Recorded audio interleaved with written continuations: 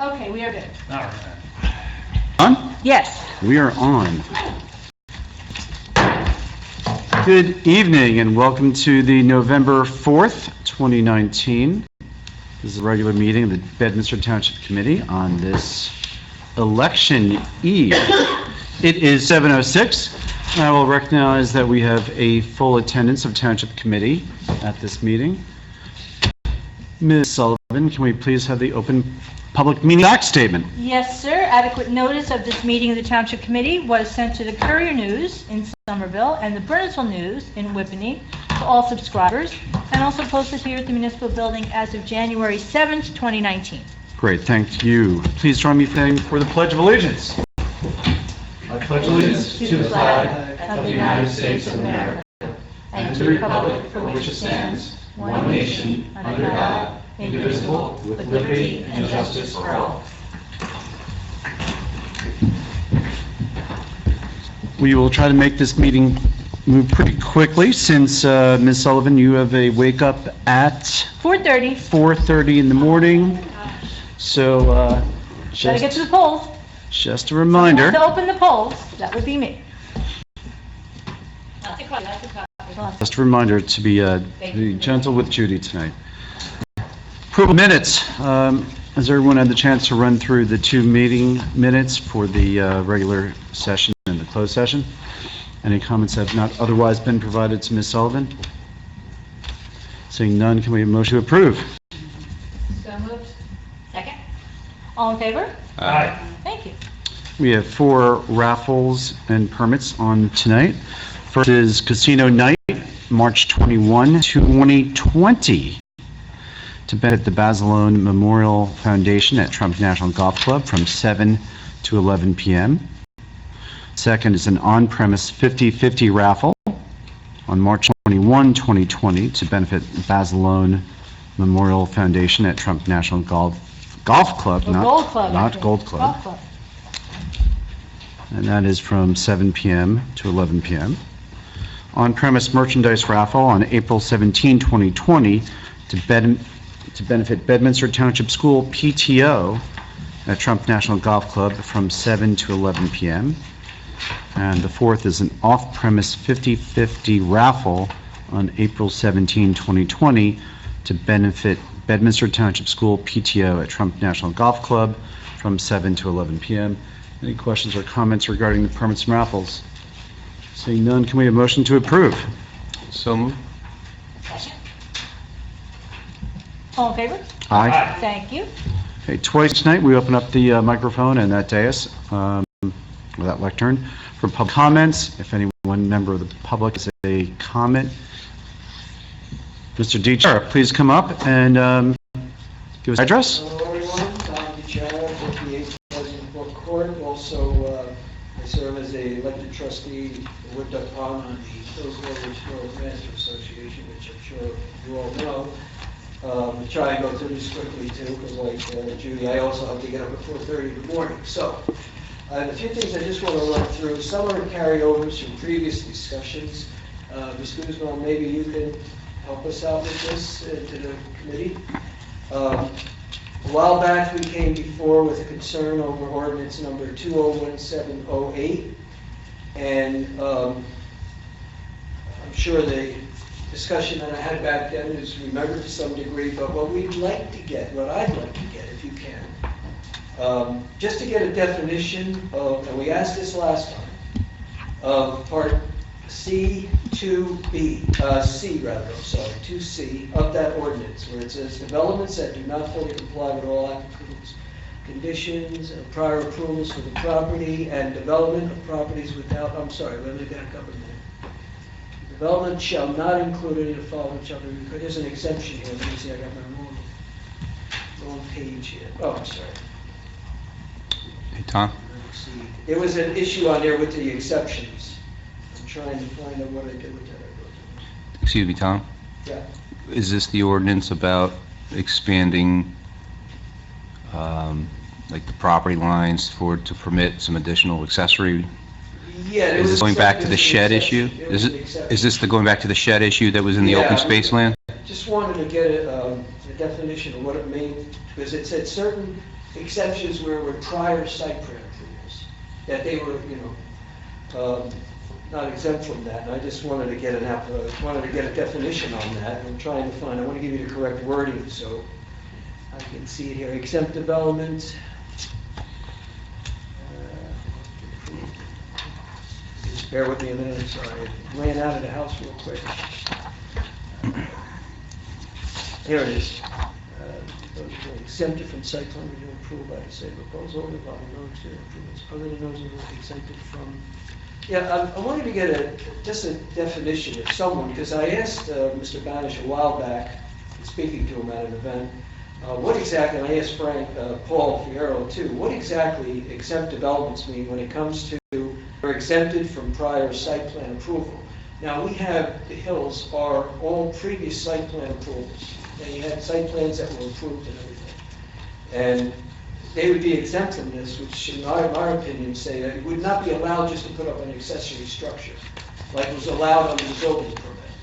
And that caused the neighborhood a lot of concern, a lot of neighbors were upset, cost some of them a lot of money. You remember the conversation we had a while back. And I realized that the associations do in fact control what goes on in their neighborhoods, but we don't issue permits, we don't issue building permits. And the concern was that, based on what the ordinance was saying, that when you have a prior approved site plan, which the hills were, and PRDs, and PUDs, that, these were exempt from this ordinance, which would allow something to be built like that under a general permit. And we just wanted to get further clarity on when you have a PUD like you do in the hills, that a building permit should not just be issued to put an accessory building up there when you already have a site plan that doesn't allow that to happen. I mean, the reason why we have open space, we have dedicated areas of green and everything, is to protect what we have and to keep the ambience of the neighborhood. And so if you would just look at that ordinance a little more and find out if the exemptions where it talks about prior site plan approval, how that might apply to us. Sure, and if you could. Because we don't want to go through this again. It caused us, you can't imagine the number of emails and how many people were upset, and people spend money with lawyers fighting our own board, and some of the boards are putting this up, and they said, well, we have township approval. And the reason why they had approval was for this ordinance. And that kind of started the whole action in place. And we just don't want to go through that again, and we'd just like to know that when you have PRDs and you have prior site approval, dedicated open space should be committed and it should be preserved. You should not be allowed to put a building like a 10 by 10 shed just because the association wants to do it and use it for storage or things that are not in keeping with the neighborhood. So, I mean, I could talk in more detail where it is specifically, but I don't want to go on all night with this. But you can look at this ordinance, I can leave it with you. I will pass it along to Mr. Berlardo because that's who I'm covering for, but I also think that that's probably a planning board issue. Well, it started with the zoning official. Yeah. So, Tom, I know you've had some discussions with folks in town hall. I'm not sure where you left off with those discussions. Where we left off was, how do you define the exception? No. Oh, You had certain discussions with folks in the building. I'm just trying to get a sense of, you're coming and you're asking the Township Committee and you're asking the Township Attorney for interpretation of that ordinance. But my question to you is, have you had those discussions with the zoning official? Yeah, we did, actually. We came and talked to me, said it's the way the ordinance is, it allows it to occur. I said, yeah, but we have prior approved site plans. And this ordinance says that it should not apply to that. You should not be allowed to put these accessory structures in there if you have a prior site plan approval, which makes sense. It's the reason why you do site plans. And the Hills was developed with a certain percentage of open space, dedicated green areas that we want to preserve and protect, and not to allow independent and individual structures from going up haphazardly just because they get a building permit because they're within the design of 10 by 10 and be 6, 8 feet high.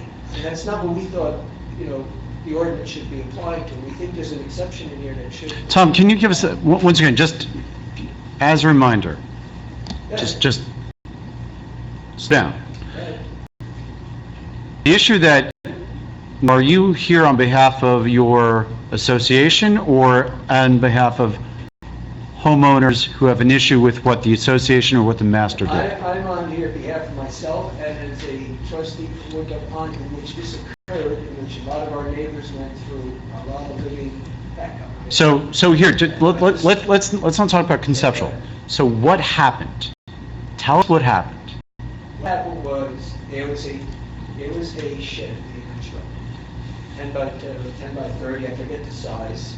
And again, I'm sorry, I just got home from work, I didn't have time to get all my notes, but it was starting to be constructed. All the neighbors and the adjacent property owners were saying, well, where's this coming from? So where was the shed being constructed? And it would be, if you started off on Wood Duck Pond, was it across from Jackie's property? It's Wood Duck Pond Road. Common area. It was in a common area, behind units, between the woods and the units themselves. So it was going on a grassed area? Yes. Okay, It's an open so- space common area that's owned by the association. So we went to the association, we're just. And so who was affecting the construction of the shed? The association? Wood Duck Pond Association. Okay. Neighborhood association. Yes, it was the association that did it. You can't put this up. They said, we have a permit. So what allows you to put a structure up here behind somebody's home? It's not what they bought into, it's not where they moved here, this is common area. And they said, we're allowed to do it because this ordinance allowed it. They came here, got a building permit, they did the legal thing, I guess, and they got it. Well, eventually they took the shed down because there was so much opposition to it, legal actions were being taken and everything. So all I'm saying is to avoid that from happening again. Wait, so I just want, because I do remember that there was discussion, Right. there was engagement between the homeowners who were in the area and the association. I also recall that there was some discussion about whether or not the shed was being constructed for the benefit of a contractor or landscaper, right? The landscape company for the association was putting the shed there to store materials and equipment. No, the actual management company for the association was using that shed to store paints and volatiles and other things in there. Right. And that's what they were using it for, as a storage shed, so they wouldn't have to travel back and forth from their office to do work in the community. And the way we looked at it is every community in the hills here is self-sufficient. No, okay, so I just want to follow this yeah, I just want to follow this through. So after you and some other homeowners approached the association, the shed was taken down? We- It remains down? And was totally removed. Okay. The association, I guess they just didn't want to put up with the possible lawsuits and everything else. Squeaky wheels sometimes, Yeah, well, You got the oil. And again, everything was to everybody's satisfaction, everybody walked away happy. The only thing is, it didn't change the intent of what we thought the ordinance could do to prevent that from happening again. There's no guarantees that it can happen all over again. And we'd just like you to look at this again to see, in a development like the Hills, where we have prior approved site plans, with dedicated open space, dedicated green areas, that they should not, should be exempt from this ordinance, allowing building permits to be issued for those types of structures. What's the ordinance number again? I can leave it here, 201708. 2017. Tom, Oh, no, can I you have it? Hold on to it. I'll Tom, just- can I have it? I'll give it. Okay. I mean, maybe you can make some adjustments Thank you. to it, but it's, this was clearly something that the management company was trying to save money at our expense. They don't live here, they didn't want it, but they said, the town said we can do it, we can do it. And we just needed a little protection from the town not to have this happen again. And the neighborhood, now again, if somebody has a 50-acre lot and they want to put a shed next to it. Well, here, Tom, just, Yeah, but that's. so what we're I still talking- want to come back to the discussions that were had or should have been had with the zoning official or code official. So Judy, do you recall, I believe there were meetings with the zoning official, there was meetings with Paul Ferrero, there was a number of meetings regarding this. I mean, they got all the right permits, it was determined that it was allowable, and they did everything properly. It just, the neighbors that lived around it weren't happy with it. okay, so I'm just trying to drill down to what the request is, and if it's a request that should be directed at our township attorney, or it's the first step is to go back to zoning official to get it, how they interpret it. Right. So what I'd like, and let's see, I'm just Check and see who the liaison to construction and zoning is. Well, that's me and Committeeman Hickey. All right. So, I think Committeeman Hickey I think he just volunteered. So, Doug, after, Mayor, I was just seeing if this was the ordinance that gave some relief to the residents for setbacks and things Right. like that. It does not appear to be. It's a different one. So It's a I'm different trying to- ordinance? I'm trying to put it all in my head as well, so I've been happy to work with. yeah, I'd like to see that. So if you guys could help frame the question and then meet with zoning and construction. Be happy to. And get the interpretation, and then Yes. Doug or Colin, if you guys could report back to Tom. Is there anything in here that exempts PRDs like the Hills from, allowing structures like that to occur?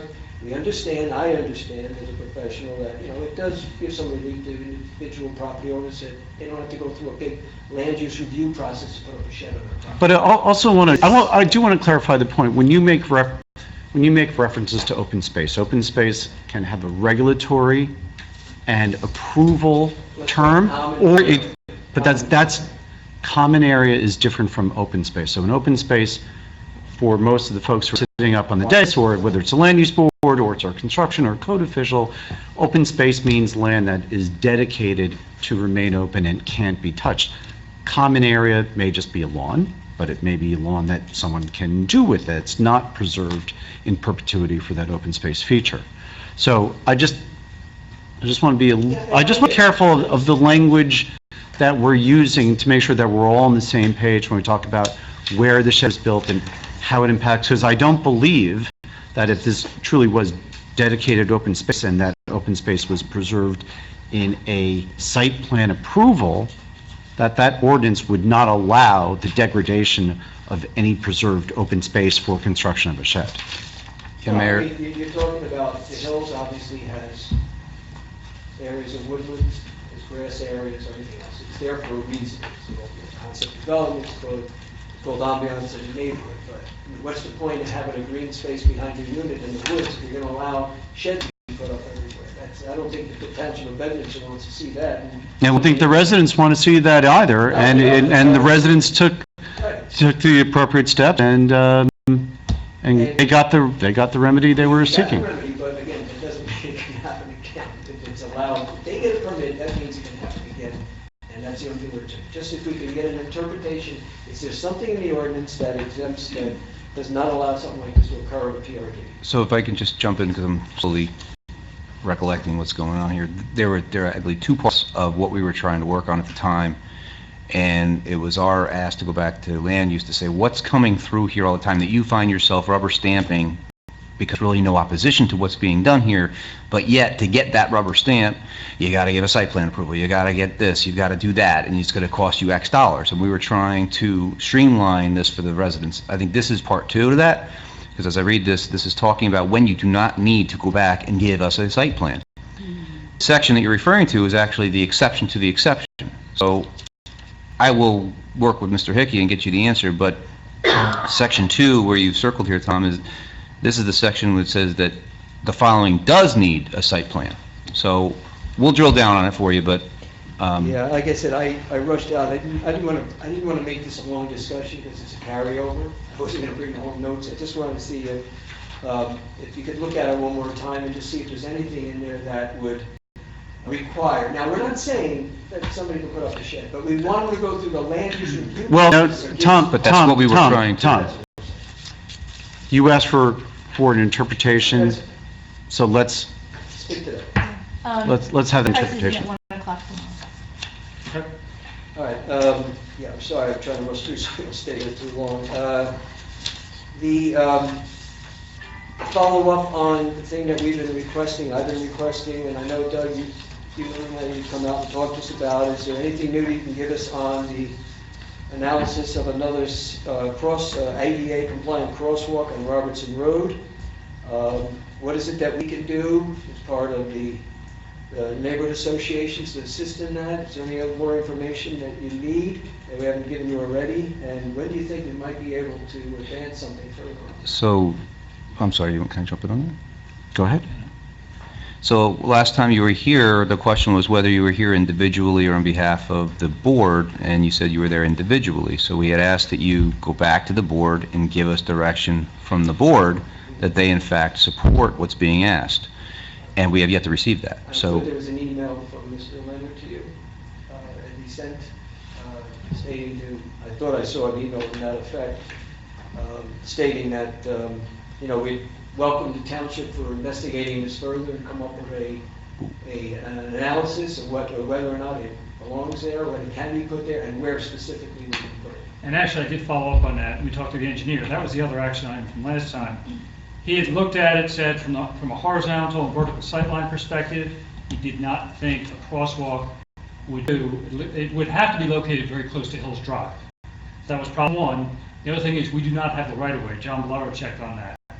So without taking a property, we could not install How that did we do crosswalk. it on Bradford Road and Robertson Road? It's the same width, the same curb line. I don't understand. The road's not any wider there as it is up on the road by Woodward. It's the same roadway, same curb line. I mean, how did we do it at Bradford? You got the Hills Village Road Yeah, no, property on one understood, side, you got the daycare on the other. Understood.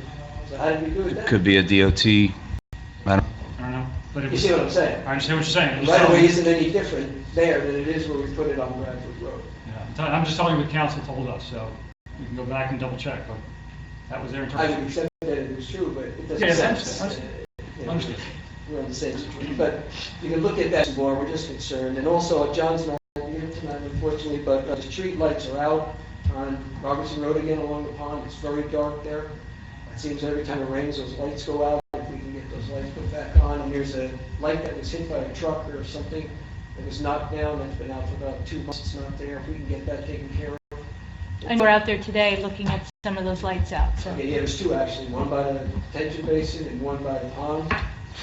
And if we can get those lights back on, it's very dark, these lights aren't bright to begin with. If we can get them put back on, that would be a great help.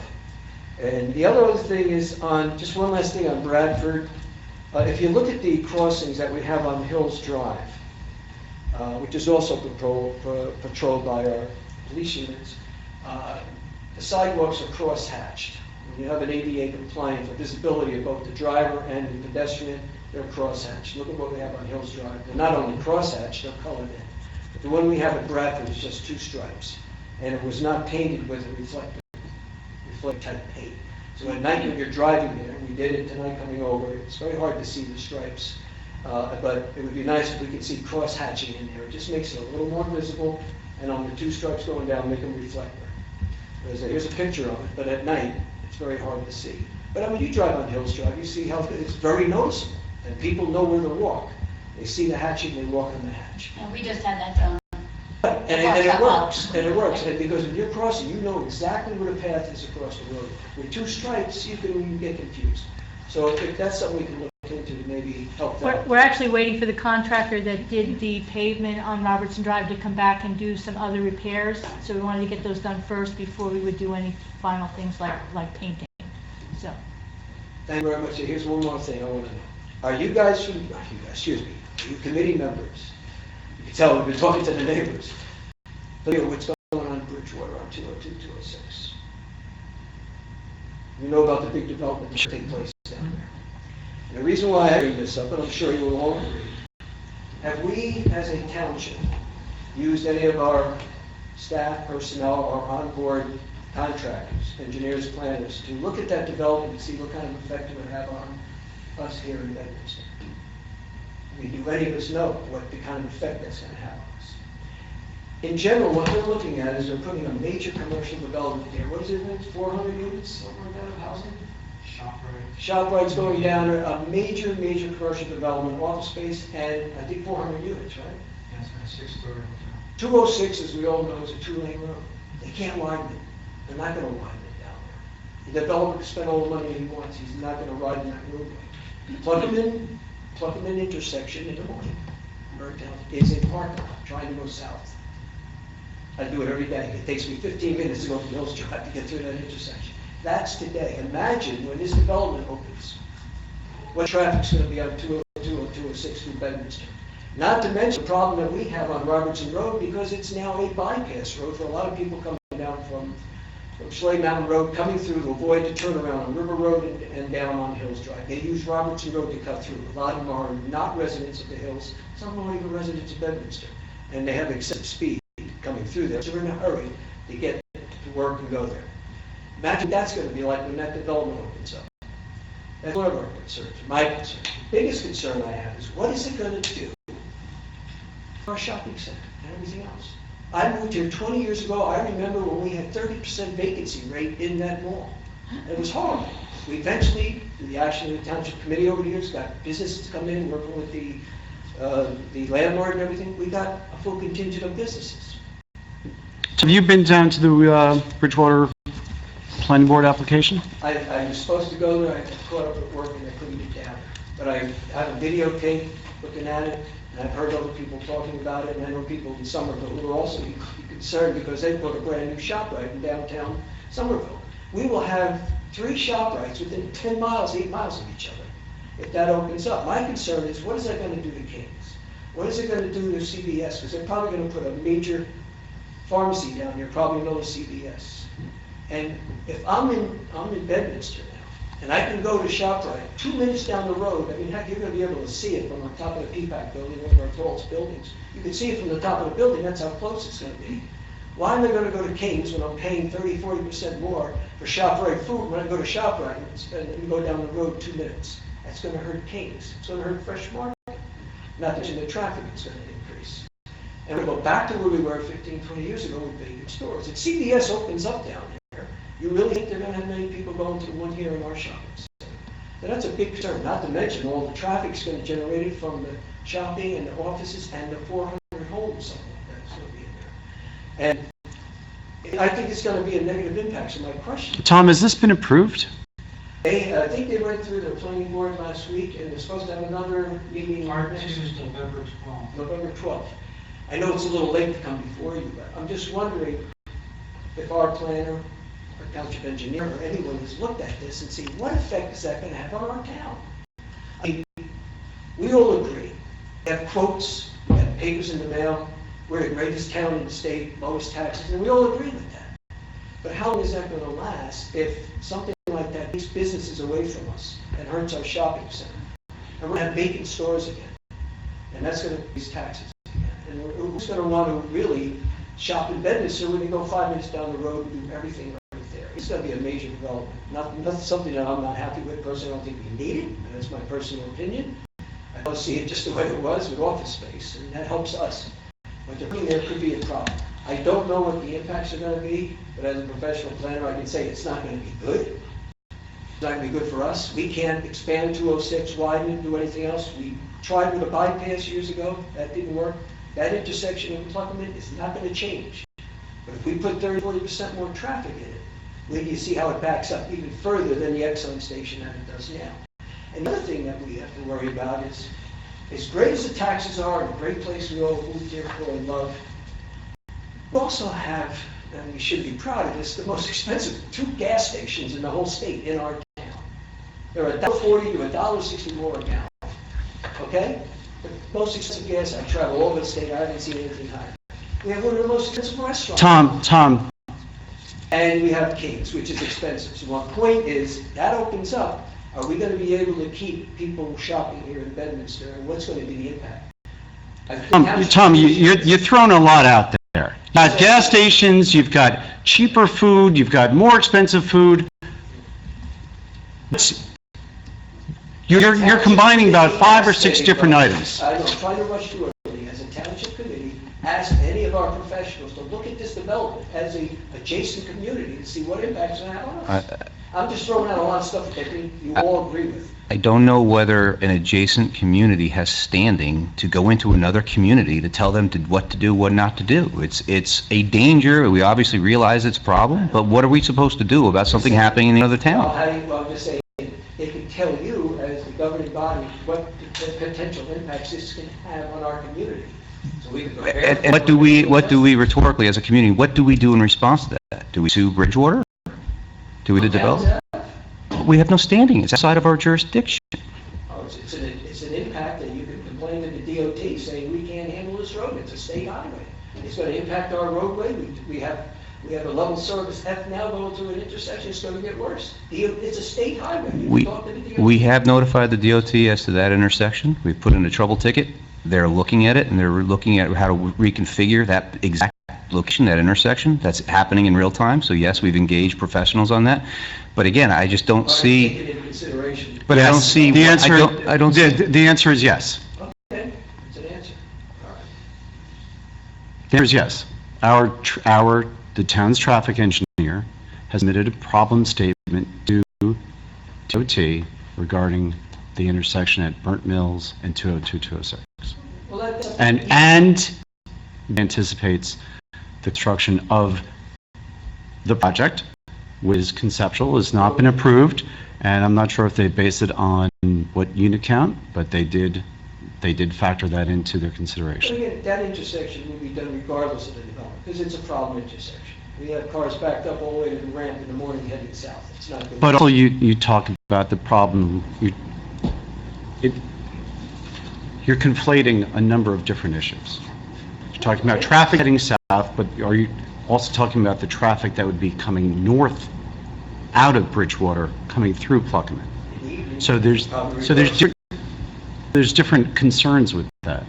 Well, and so we do- regardless of which direction it's going. Well, it makes difference, because if it's aggravating the traffic, as you identified, the traffic that we're experiencing right now in the morning is running south through Pluckerman, not running north through Pluckerman. Going through there. It's going south through Pluckerman.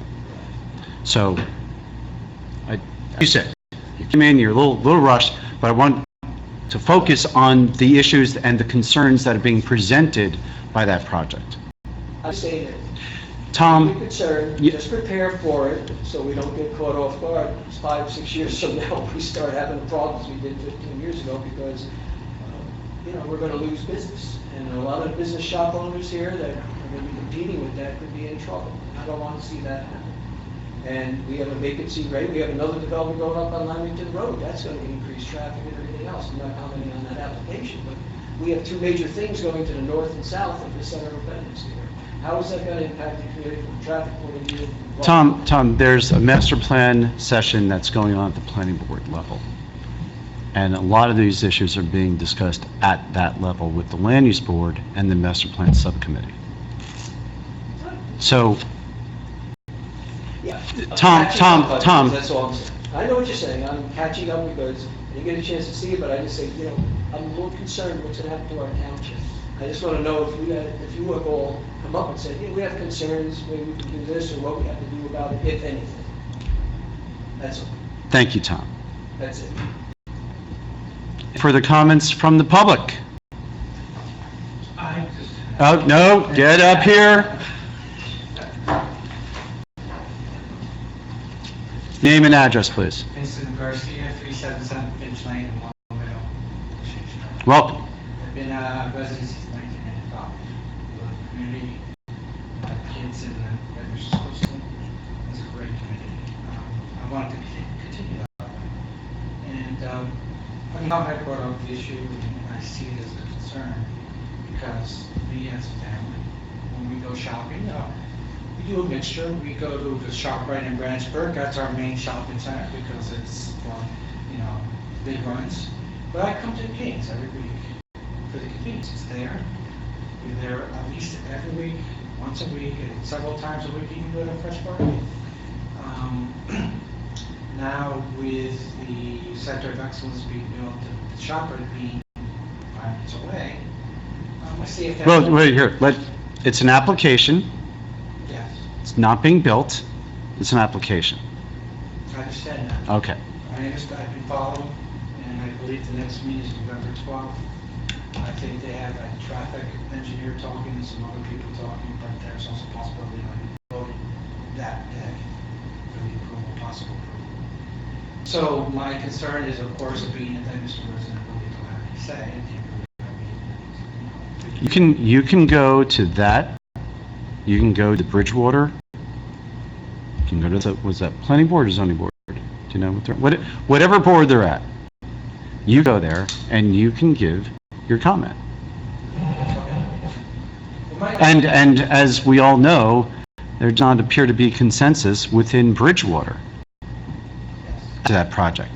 So just a little clarification, there's no fait accompli of that project as far as I know. But as Doug, mentioned, we are looking at it from Minster, not from the Bridgewater perspective.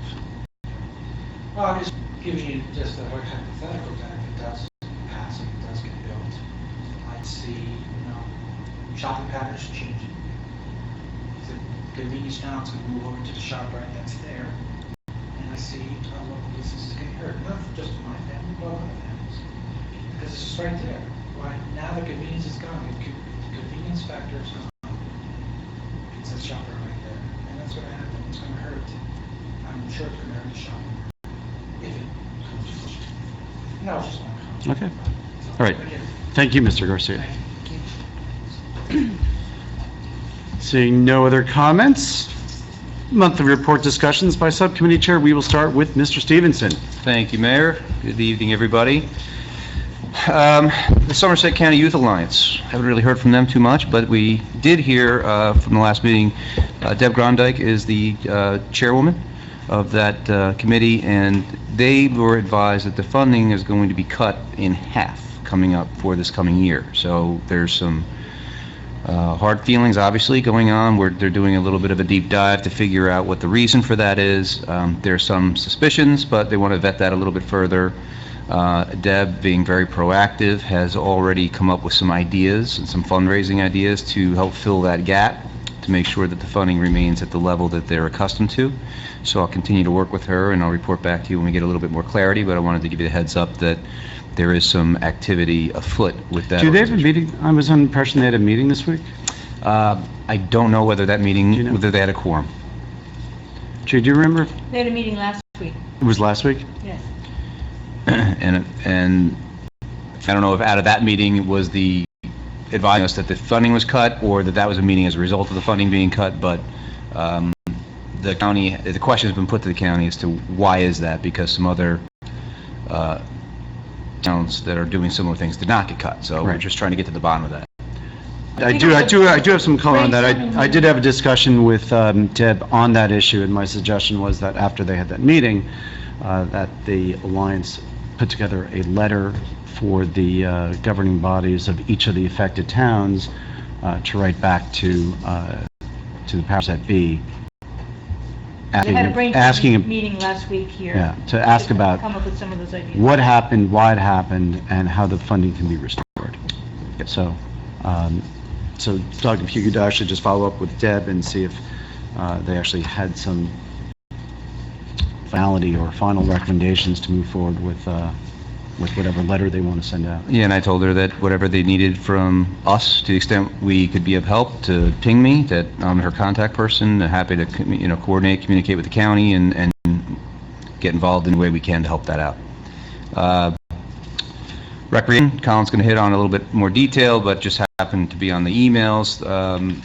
It's good to see that our registrations are at an all-time high. Robin's done a great job. She's found everyone on that list a landing spot to play. It's not always easy because your numbers in a small town like we're in, sometimes you've got so many on one team at one level and not enough on another, but it looks like everybody's got a landing spot, so kudos to Robin for that.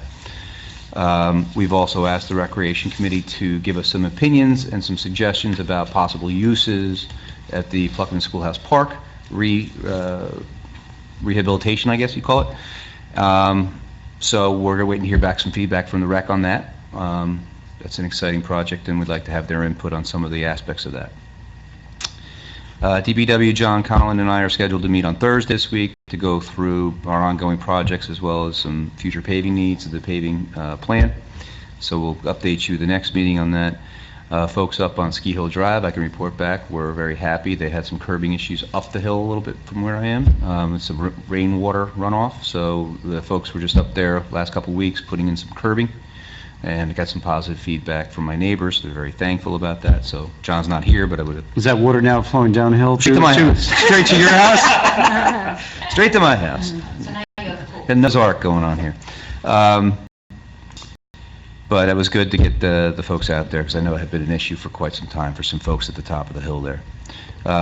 Nothing on historic pres, and then just real quickly on the shared court committee, we received received word back from Burns. They were sort of kicking around whether that they wish to engage and further, and I'm sure Mary can fill in some of the about joining up with us on the shared court, and it looks like temporarily, at least short term, they're going to look to go in another direction, but we're here. If they want to come back to us, we'll be happy to have that discussion. And that's about it. Okay. Committeeman Stevens, Committeeman Hickey. Thank you, Mayor. Good evening, all. Two. He's so good at count for two. Committee- As Doug mentioned, for rec, we did not have a quorum for our October meeting, so we'll arrange a special meeting to be held sometime this month. One of the items we need to revisit is our park and rec plan, try to update it a little. I'd like to see if we can get some of the public's input, maybe through a survey or another mechanism, so we get a little empirical data that will advise what we do with our parks, and again, go back to DPW in terms of what we need to prioritize from that perspective. As Doug mentioned, our rec basketball program has expanded, is now up to 9 teams for the 2019-2020 season. In comparison, we had 7 in 2017 and 8 in 2018. So we've got pattern going. That's great. And now with more teams comes the need for more practice space. We've maxed out at Bedminster School. Rob and Ray fortunately reached out to Purnell School, and they have graciously offered to allow us to use their courts for practice on Monday evening. So that was a great job by all involved, and Mayor, you led the charge to reintroduce us to Purnell School earlier this year, and that renewed relationship is already paying off dividends. That's great. So thank you. Library, Board of Health, and Land Use are all coming up. I know, Mayor, you'll have some comments on land use, so that's all I've got for now. Thank you. Okay. Committeewoman Santucci. Thank you, Mayor Jacobs. I've been working with Judy on some HR matters, and Nancy as well, so really nothing for open on that, but a little bit for closed remarks. We are now post Fall Fest Post Fall Fest. And We post- had Fall Fest. and post the last farmers market. So on October 26th, we had a great event. Judy's going to follow up a little bit with some facts and figures maybe, but the day went great. Thank you to the chief. We appreciate all that you and everybody did that day. And the 7 Bedminster charities, they all pitched in. I don't know how it all gets done, but it just happens, and then the day is over and everybody's looking around. But we had rain the next day, so we were very lucky that we had a great day sandwiched, within those weird couple days. But Judy will follow up with that. Renee and I will report out later on the solicitation ordinance Okay. and the progress therein. And that's all I have.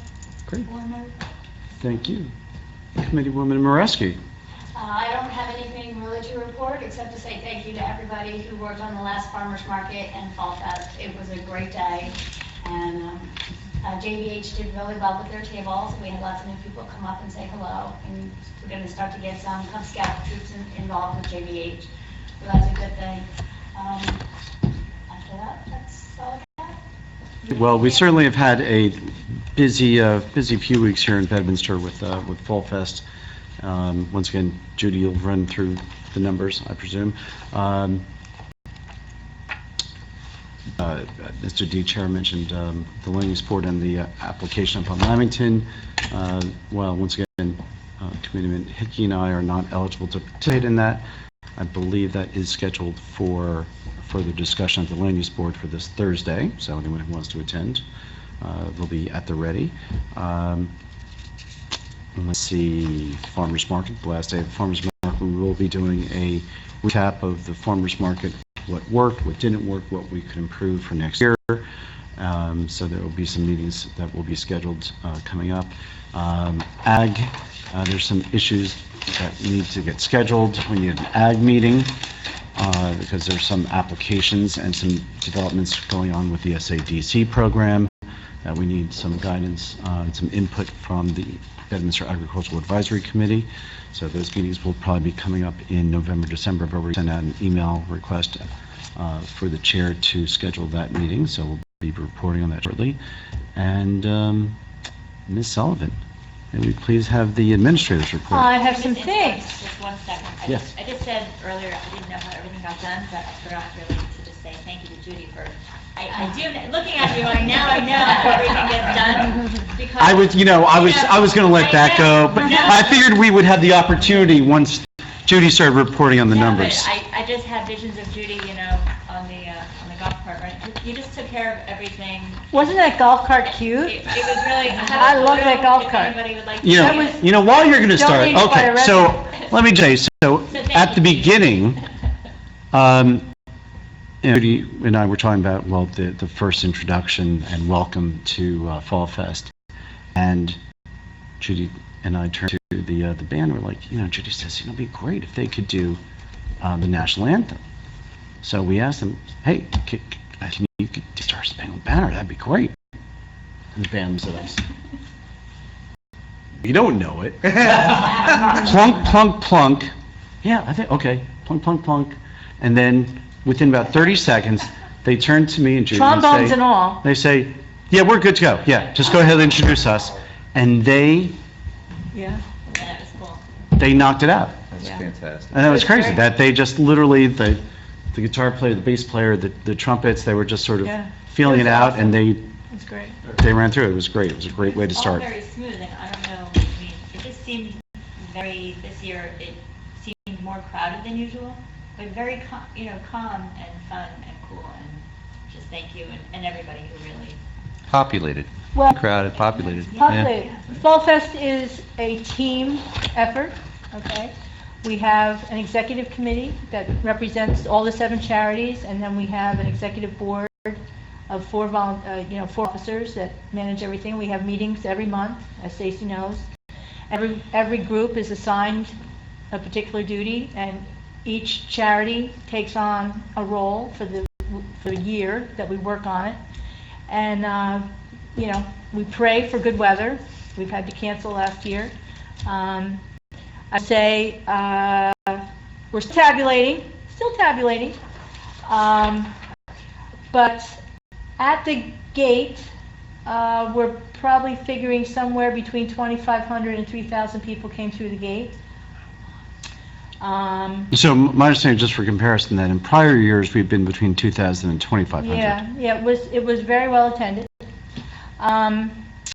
The silent auction is not done yet. We have a few items that were not bid on that are now on the Fall Fest website, are available to the first person to, it's not bid, the first person that puts in that they're interested gets it at the price that's listed. But right now, we're close to $11,000 in the silent auction. And it's just to be clear, so that's a website that was taken offline the Thursday before Fall Fest. Correct. And has But now now been it's- resurrected. Now it's just on the bedminstercharities.org website. Okay. not the There's a- exact site. It's not. The Bedminster, okay. bedminstercharities.org, there's about less than 10 items listed. At the admission gate, we were somewhere between $11,000 and $12,000 with people coming in. More than $5,000 in the beer tent, and our 50/50 was $2,200, of which we got $1,100. All our donors and our vendors and our sponsors and all the people that helped us that day, I will say we're somewhere between $6,000 and $7,000 that will go to each of the 7 charities. So we're still calculating, but that's about where we will be. We have to hold back a little bit to start up for next year, but I'm confident we should be in that range. So very successful day. I'm glad the weather held. It started to rain at like 5:15, and we were running around cleaning up, but it was good. To piggyback on Committeeman Stevens' comments about the Municipal Youth Services Commission, yes, funding is going to be cut for next year, but this year's check is going to be handed out on November 12th, and the Boards and Freeholders is asking for a representative from Bedminster to come down and accept the check on behalf of Bedminster. And they're going to do a 5 o'clock presentation and a 7 o'clock presentation, and they'd like to know which time works for a representative from Bedminster. And they need me to RSVP by November 8th.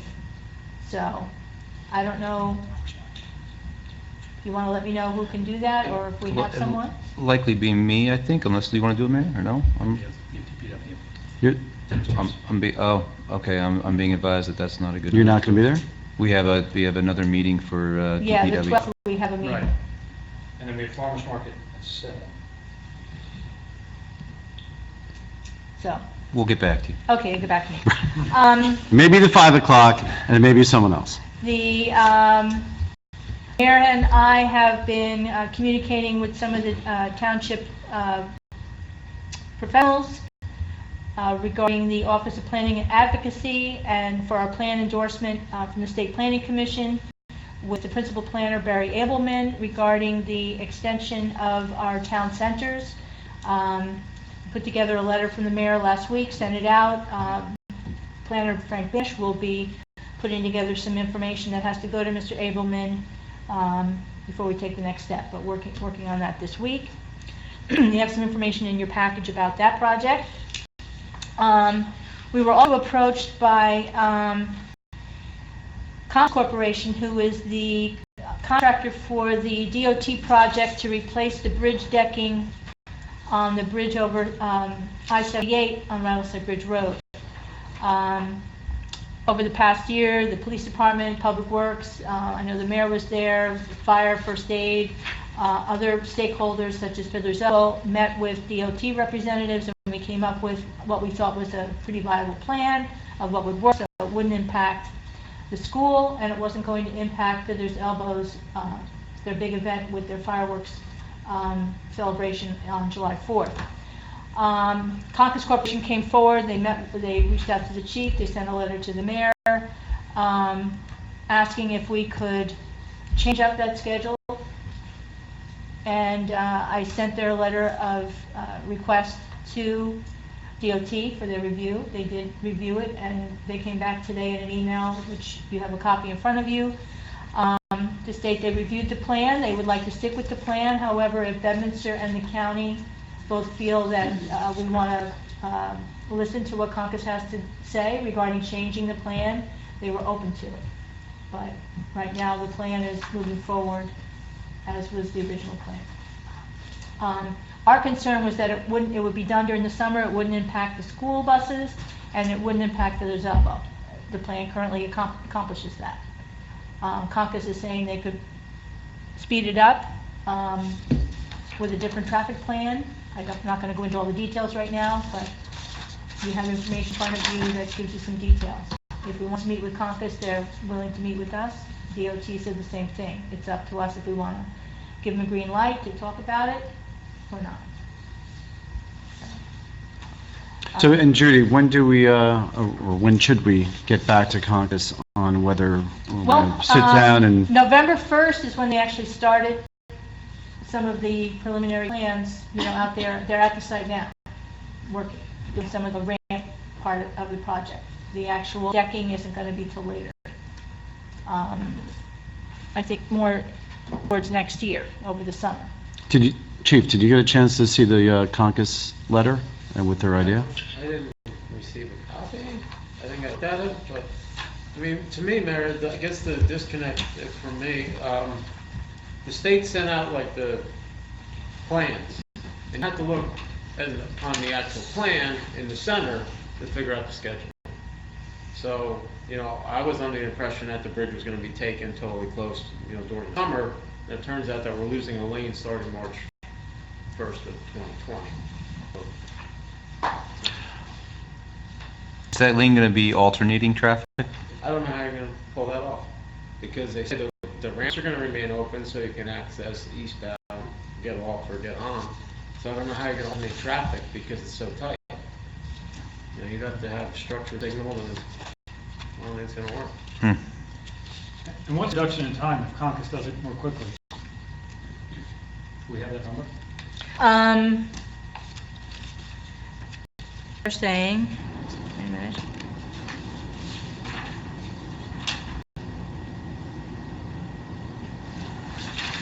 It's in the microprint, right, Jude? Yeah.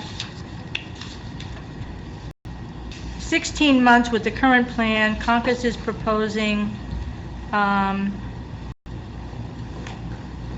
we'll combine the 3 stages of construction that impact traffic and complete all such construction activities during one full detour for 6 months. That was my recollection, is that it was... But they're saying it a was full... going to 6 months. Full closure.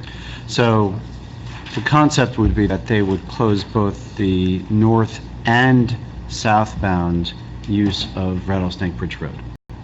at the bridge. So the bridge would be inoperable for either traffic. Yeah, for all traffic. 6 months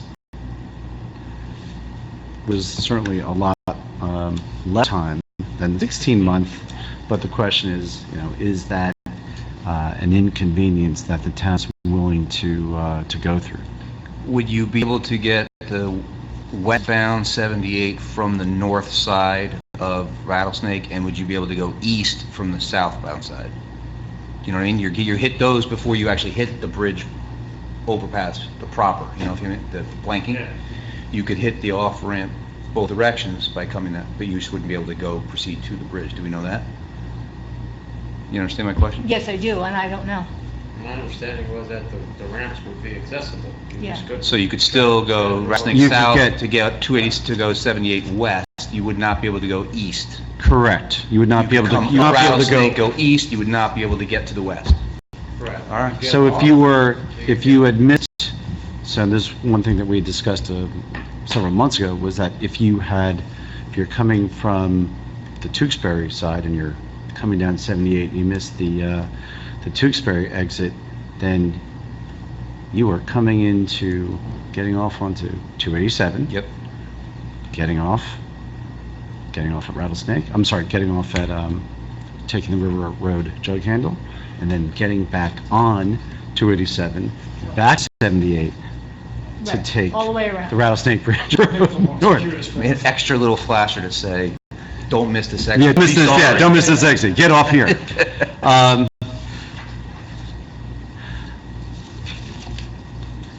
I think it may be worth having a preliminary discussion with Conkus, and perhaps we have that meeting with some folks from the Township Committee and from our first responders and maybe the school as well, just to hear what they have to say about this shortened time I did frame. get a call from Jeff Reeves from the school board, who I believe also was reached out to by some of the Conkus people.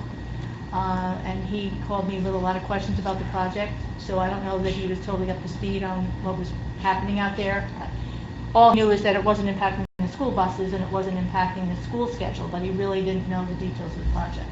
So I think we should reach out to Conkus and let's entertain a meeting. This is, keep it as a preliminary meeting, because it may just be dead on arrival, but at least let's hear what the issues are and what Well, they're the big question what they're was, proposing. would DOT be open to changing the project if that's what we wanted? And they are. If that's what we truly want, they will entertain changing the project. Okay? And we got that answer today. Okay, Okay, so I will set up a meeting. Freeholders are also sponsoring an Adopt a Family program. We have it here at the township, we have it on our website. A $40 donation will provide a needy family a Thanksgiving dinner. So that's a very nice program. It's available. And over the weekend, I found out this morning, and Chief, fill in any details if you care to.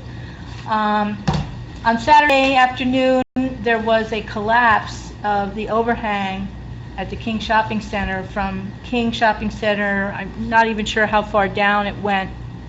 I think in three or four leasehold spaces? Starbucks, but it went down a few. There was a collapse of the overhang. There weren't any injuries. The fire company responded. They cordoned off the area so that it was safe to pedestrians. And the fire department reached out to our code official, actually through our assistant, our Taco. One of the firemen had his number, called him, he called the code official. Code official was not available. Our deputy code official was also not available. They were both out of town, actually out of state. But we never heard that back. Like, had there been a call back to Joe Haggerty, he would have given him a third option, because we actually have a third person on staff that has all the licenses to do this type of inspection. So there was no inspection Saturday or Sunday. The code enforcement went out this morning. They have actually issued what's called an unsafe structure notice to the building owner, and repairs are underway already, and we're monitoring that, to make sure that everything is safe. So are those leasehold, are those stores, they're open. they're open now? They are open. Were they open on Sunday, or were they? I don't know about Sunday. I know they were open today. So, I just know we were out there, and also the building department I don't know if they did it today, or they're sending out all the additional contact information for the building code officials, what who the first one is, who the second one is, who the third one is, just to make sure Somerset County Radio has all that, and they can share it with the fire company. I think a couple of the police officers knew they could call Joe Haggerty and get some numbers, and they did. They did reach out over the weekend, so we were able to get through, but we have 3 people. We also have an agreement with a couple of surrounding towns, Peapack, Gladstone, Tewksbury, I think Bernardsville. We've all helped them from time to time, and they're always willing to help us. So if we needed to call in one of them, we certainly could. All right, so my understanding of the situation was that there's a false ceiling, or actually it may be a ceiling, under what we call the false parapet as you're walking from Kings to west, right? So going to the right of Kings as you're under, you're under the overhang, that under the overhang there's a ceiling, and that the ceiling came down. So it was not the entire structure. During rain? It was, no. So that's the question. My question was it weather related? Was it tied to the wind and rain we had earlier in the week? And according to the rep from the fire department that I spoke with, no, it seemed that it was that there had been sagging that had previously been observed, and that whatever screws and bolts were holding it up were no longer sustainable, and it came down. There was no one affected by that. There were no pedestrians or anyone else out there, so all was safe. But they did close down. Let's say you've got the Japanese restaurant, you've got Mathnasium, I think a travel agency, and I'm trying to think there's maybe one other unit that may have been affected. So those stores were shut down. That was Saturday afternoon, and the issue was the fire department didn't have does not have the authority to reopen those until the construction code comes in and makes a determination whether or not they're to reopen. The ceiling was taken down completely, so there's nothing left, but they needed to get that clearance or the all clear from the code official. So it took a little bit to go through the hierarchy to get to the Come right on person, down. but Any indication of, is the rest of the building safe? I mean, because that structure kind of flies across the entire building. I know they inspected it this morning, and like I said, they did give them an unsafe structure notice that repairs needed to be made immediately. We're out there working on it, so.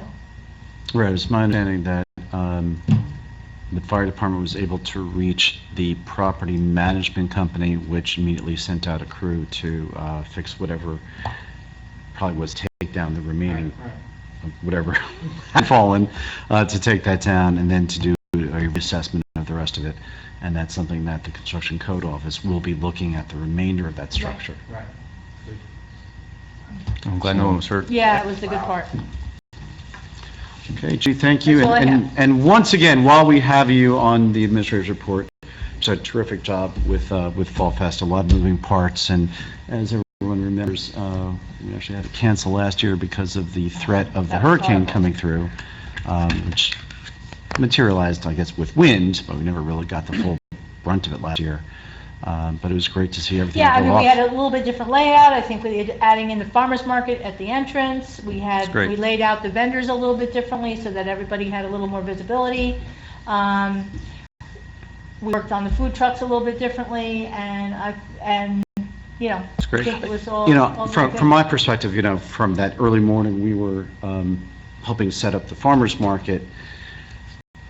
I think it looked great. Having the farmer's market as the entry as you led into Fall Fest was great. Colin, you were out in the front directing people where to go for the farmer's market and Fall Fest. What was sort of the feeling you were getting from out there? It was great because people were showing up for the farmer's market and saying, what's this Fall Fest, and vice versa. So we were directing them, and hopefully it will add to traffic for next year for both events. So, And, just to follow up on that, so Governor Payne, who is a regular at the farmer's market, showed up at the farmer's market. Larry, what is all this? So he had never been Fall Fest. And he went through Fall Fest and just had a big old smile walking around. And so, here he is, a Bedminster resident, and he had never been to Fall Fest, but, sort of brought all the pieces together. He was there for the farmer's market for the last day, and, there we are. We see him later in the morning, and he's walking around just with a big old smile. Yeah, we had a 5K in the morning Yeah. too, so we had a lot of people come that had never, all different things, and it all just came together. It was a nice day. So, well done, Judy, to you, and Stacy, on behalf of the Township Committee, please extend our appreciation to the entire Fall Fest. Yeah, we definitely will. We're going to have a debriefing session. Yes, we're scheduling a meeting. We haven't said it yet because, like I said, we're still tallying up, but should have something. Great. We're going to ask AT&T to attend as well because I think they enjoyed it too, but there's definitely room for just different suggestions, the way we can set things up and, ask for some feedback, how things were done. And, we had some screens facing this way, that way. It was our first time that we had them there. They have the big screen that's set up really as a walkthrough display, so it wasn't, as, we had football on all three screens, so it was great. And we're so appreciative. But, for next time we can take a look at, I've been asked to volunteer again, so we'll see. We'll see what happens. now get that, Stacy. No, and actually, I had a great time. Great. Great. Discussion on introduced ordinances. We have no ordinance scheduled for public hearing. We do have one introduction of an ordinance. This is an ordinance authorizing the township to accept the grant of an agricultural easement from Robert Scully and Nancy Parrotsman. And the details, this ordinance authorizes the township to accept a deed of conservation and agricultural easement from Robert Scully and Nancy Parrotsman for a portion of the property identified as Lot 24.08 in Block 8 and Lot 24.08 in Block 8 Q Farm, located at 1400 Black River Road, Bedminster. The public hearing for this ordinance is scheduled for November 18 at 7 p.m. And we have a motion to introduce ordinance 2019-011. I will make that motion, Mayor. Second? All in favor? Aye. Thank you. And so so for those who don't know, this ordinance would allow us to accept an easement that would preserve land on Black River Road. The property owners have done a terrific job of managing and maintaining their There's a little property. map on the dais for everybody. And they've put a lot of time and effort into the landscaping of this property, and it's a property that they would like to see preserved. The amount of effort and expense that they put into the landscaping and the preservation of the site, and that's something that they would want to see kept in perpetuity. And the manner that they'd like to do it in is by giving the township an easement over that to keep that in place. So the public hearing of that will be scheduled for our next meeting, and if you get the opportunity, please check it out on Google Earth or Google Map, and put on satellite view, and you can see what's at stake here. So this is a very nice opportunity for us to do additional land preservation at no expense to the township. Consent agenda. We have nothing on the consent agenda. We do have one resolution, Resolution 2019-113, transfer of funds in the amount of $1,500. Judy, you want to walk us through that resolution? So after November 1st, the township is allowed to move funding around from one account to another. If there's a shortfall in one account or there's a extra money in another account, we can move some things around if we need to. Going forward, we may have some changes coming later in November or even early December. with some of the staffing changes that we've had this year. However, the one that we did have to address this evening, as we mentioned at the last meeting, we appointed a new prosecutor, and we just have to, we're moving money. It's all within the court budget, but we're moving it from one part of the budget to another part of the court budget, but it's all within the court budget. So just that it's available to be used for the prosecutor as opposed to some special sessions that we had set money aside for, so. Okay. Any further questions or comments regarding Resolution 2019-113? No, Mayor. Seeing none, may we have a motion to approve? So moved. So moved. Second. Okay, this would be roll call vote. Mr. Stevenson? Aye. Mr. Hickey? Aye. Ms. Santucci? Aye. Ms. Moreski? Aye. Mayor Jacobs? Aye. Thank you. May we have a motion to approve the bill list pending review of individual invoices? Make that motion, Mayor. Second? Again, roll call vote. Mr. Stevenson? Aye. Mr. Hickey? Aye. Ms. Santucci? Aye. Ms. Moreski? Aye. Mayor Jacobs? Aye. Thank you. Discussion items. Do any matters that the Township Committee want to put up for discussion? Seeing none. New business. Any new business to put up for discussion? None. Old business. We do have some old business, and the first one is the amendment to the solicitation ordinance. Ms. Santucci and Ms. Moreski have been working with Joe Sardillo from John Bellardo's office. You want to give us a walkthrough? Sure, we have a little update. Been working with Joseph Gillo, been working with the chief. Thank you, chief, for spending some time with us. You're always fun to work with. You might recall that we have this homework assignment Yes. from the chief, worked together with Joe to put together some amendments to satisfy things that we needed to put in there from the prosecutor's order. But we're also now at the point where we need input from the Township Committee. Really pending question is whether or not we want a no-knock list.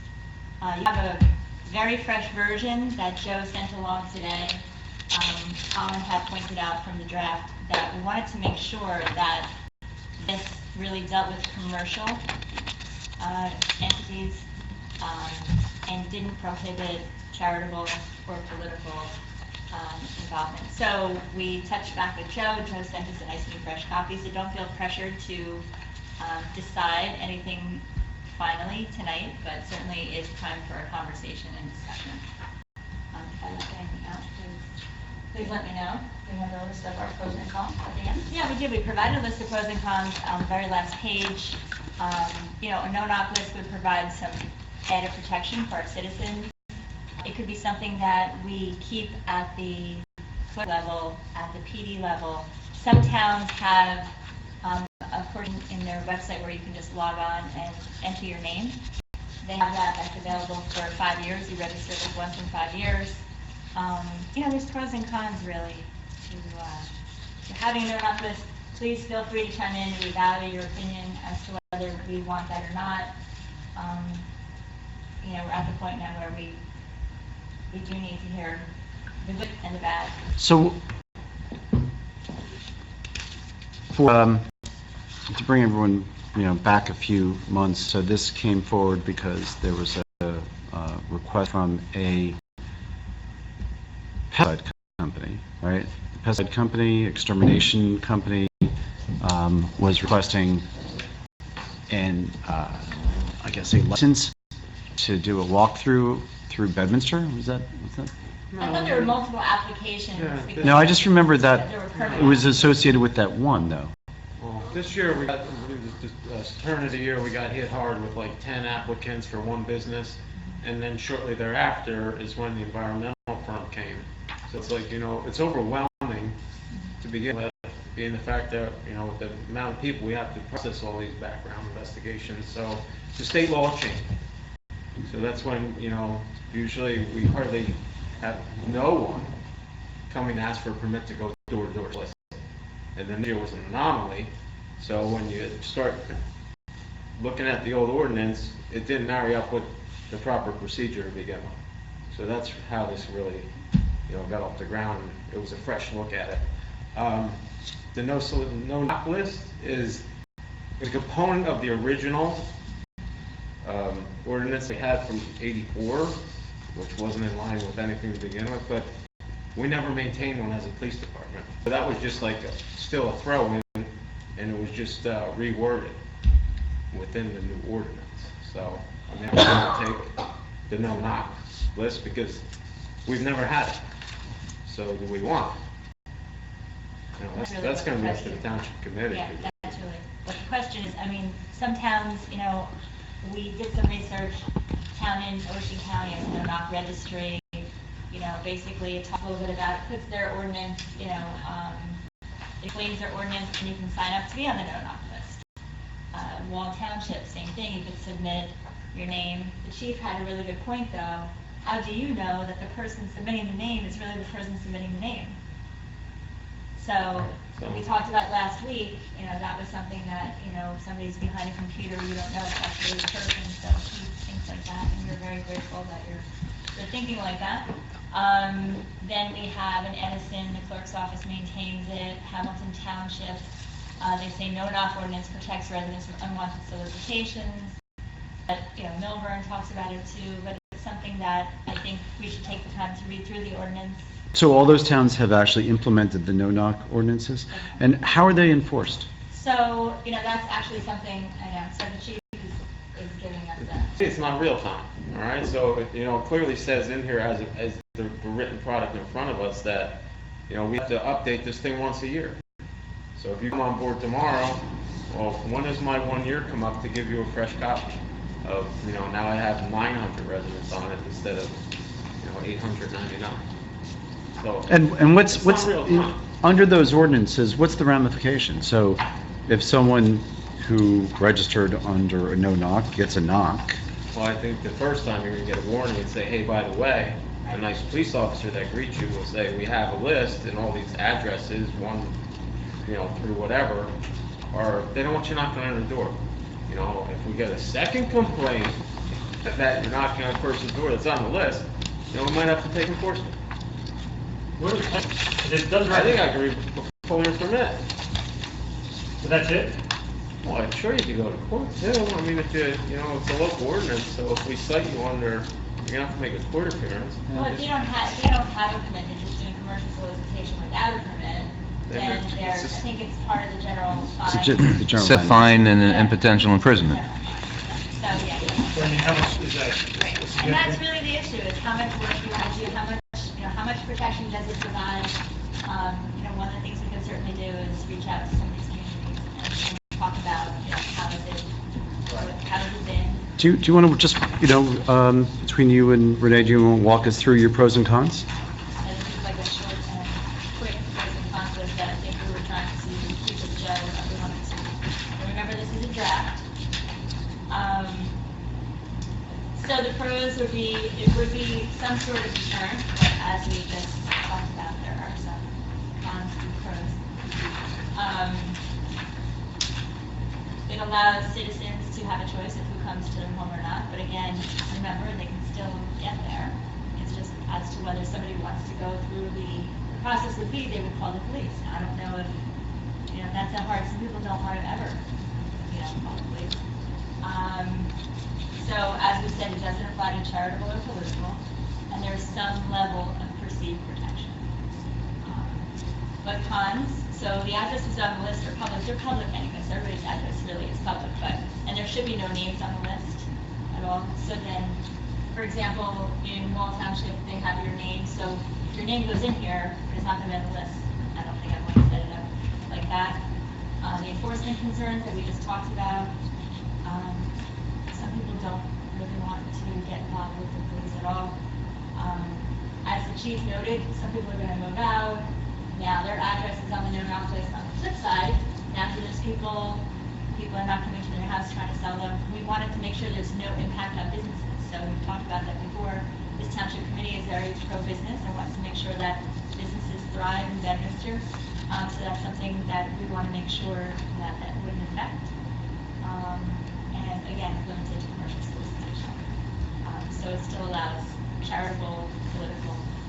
So, I mean, I'm sorry, Colin. No, I was gonna say, is there a notion of doing this in phases, as in introducing the ordinance without not just seeing if that's better, and then maybe going to part B at some point down the road if we realize that it's not really working as intended.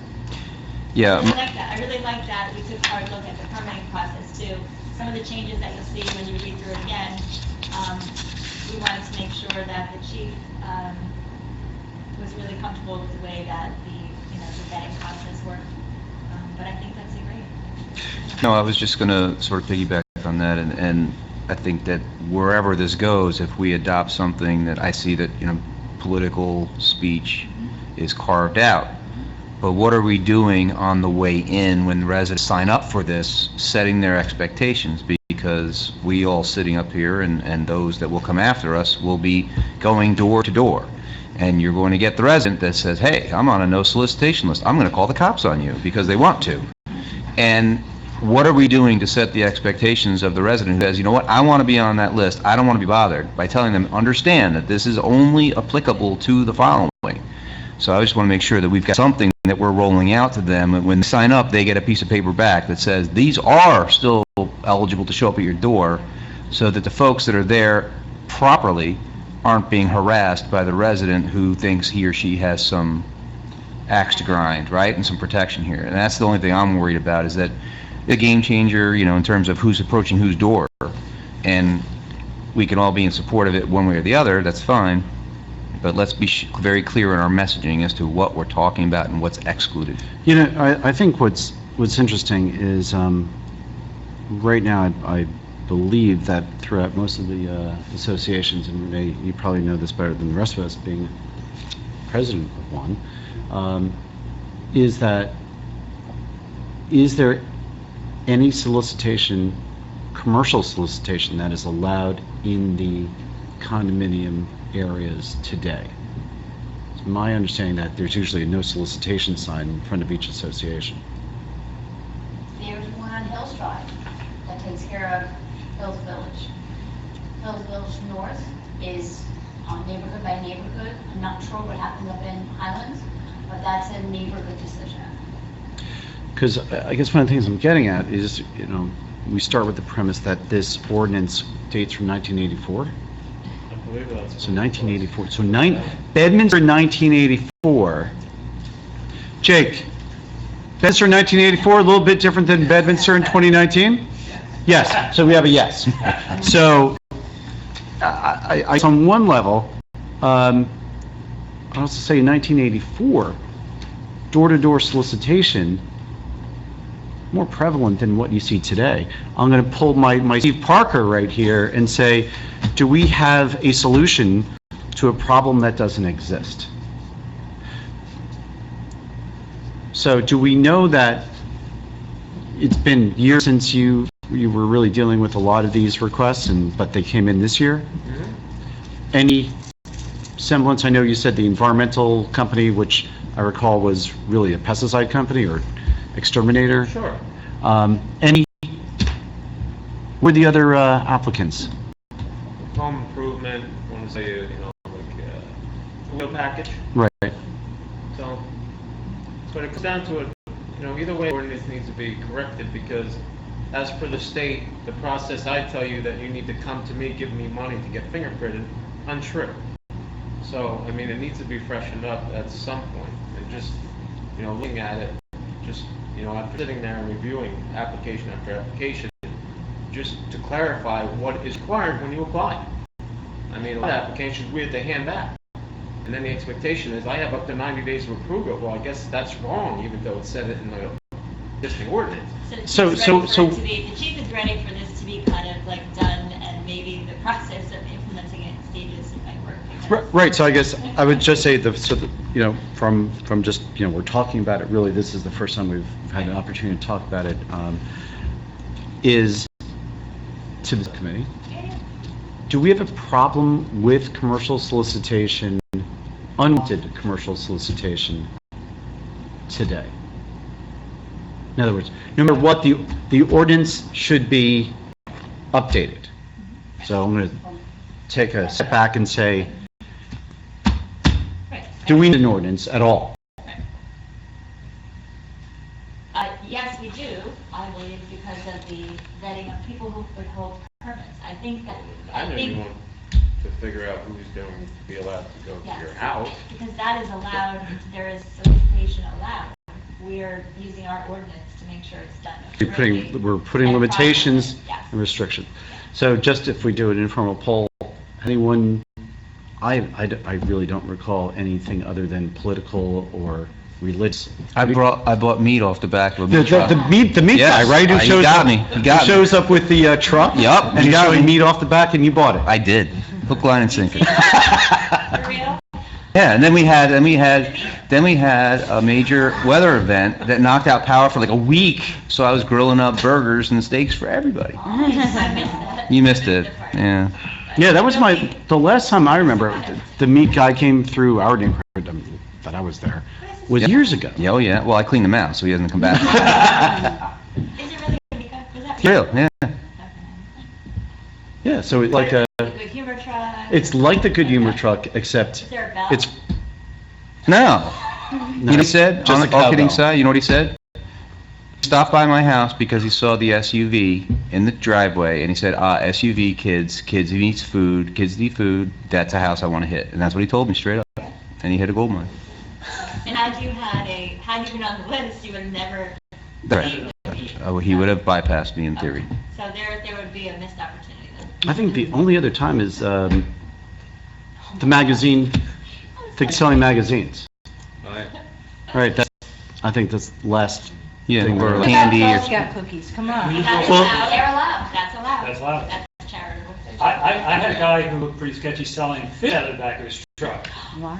And it was a little sketchy, and I actually called the non-emergency number, and I noticed a police car go down the street, down Clucasbrook, and follow the guy, and then about 5 minutes later, I saw the guy leaving Clucasbrook with the police car right behind him, so he got the message. He certainly wasn't permitted. Okay, so you say, the need to have it, an ordinance. The other thing we get a lot of, well, that would be excluded, is a lot of Jehovah's Witnesses. Yeah. But that would be excluded. Right. Yeah, it's religious. There's a need with regard to the Okay. vetting and permitting process, I do. I believe there's a need to have an ordinance. Whether the known act needs to be in it right now, that's something else to be explored. I was just commenting, if you were to introduce this ordinance, it would have to be adopted before the end of the year. You can't carry over into 2020. So the game plan would be to do, I mean, we've been working on it for a little while, but as you can see, it's not as black and white as Well, I think this is a good discussion, because I think, one is you start the premise that no matter what, we're dealing with a 1984 ordinance that is not appropriate. So the ordinance has to change. And I think we've also identified that there's probably a need and a desire to have some limitations or restrictions on processing these applications, right? So the chief is nodding his head. So when you guys were running through that, how do you make that distinction between, so I think there was a definition in here for a charitable organization. Can you just walk us through how you, how the subcommittee developed these criteria? We Okay. did not develop these criteria. Okay. These criteria were in the ordinance, but after review with Joe Sergillo, they still apply, they're still applicable. But I would encourage the rest of the committee to take another look. Colin came up with some great feedback that Joe thought was great. I mean, just like the chief said, when you keep looking at this and looking at this, as you know, it all runs together, it looks great, it looks fine. But it's important that we, I Right. think, the stage approach, as Hickey talked about, I think that would be great, because then the chief could get what he needs to, you know, I know there's some applications that the chief can't grant, he's not really talking about those, but, you know, it's important, and that keeps people who shouldn't be approaching your home away from your home. So I think that part is really important. So if we can take, you know, maybe a look at that part, make sure everybody's comfortable with that, and we can implement that, we can introduce before the end of the year. I do said that we can adopt. Doug, as our most recent knocker, did you get any reaction of, I mean, certainly, you know, Renee and I can remember from last year, that there were very few people that were like, what are you doing here? Get away from my door. I don't want anyone at my door. Yeah, I mean, that's sort of the expectation as you ring the door and people are approaching the door. You're saying, like, how am I going to say, I'm sorry, I'm here to bother you? But they're really not. I found the most of the folks that were busy or otherwise engaged, either didn't answer, or just listen, thanks, I'm in the middle of something, appreciate you coming by, good luck, and we were off and moving. Most folks don't want to engage you. They're, thank you for telling me what you had to tell me, now go on your way. But no one was overtly nasty about it. But I do think, as you approach them and as you're explaining to them why you're there, they're apprehensive. Like, what are you here for? Why are you bothering me? And then they realize why you're there. And for our purposes, when township issues, oh, okay, But I could see it going the other way very quickly on something that they're not interested in. Support or not, I think that we should have an ordinance. Good. We should be having a say as to who's going around knocking on the doors of our residents, and just have a record of who they are. And the chief takes very seriously, you really go through the process, and you don't just grant to grant. You make sure that, and there's an appeal process as well, you'll see in the ordinance. So nobody's gonna be just, blanket, no. It's gonna be. So I presume there's also you request a schedule so that you know which neighborhoods and when they're going to be out there. Hours, solicitation, days of the week, and how long do you want it for? And just to know, this is their vehicle, so if somebody calls and says, there's a vehicle parked there, and we can understand that, well, that's the solicitor that's in your neighborhood because they have a permit,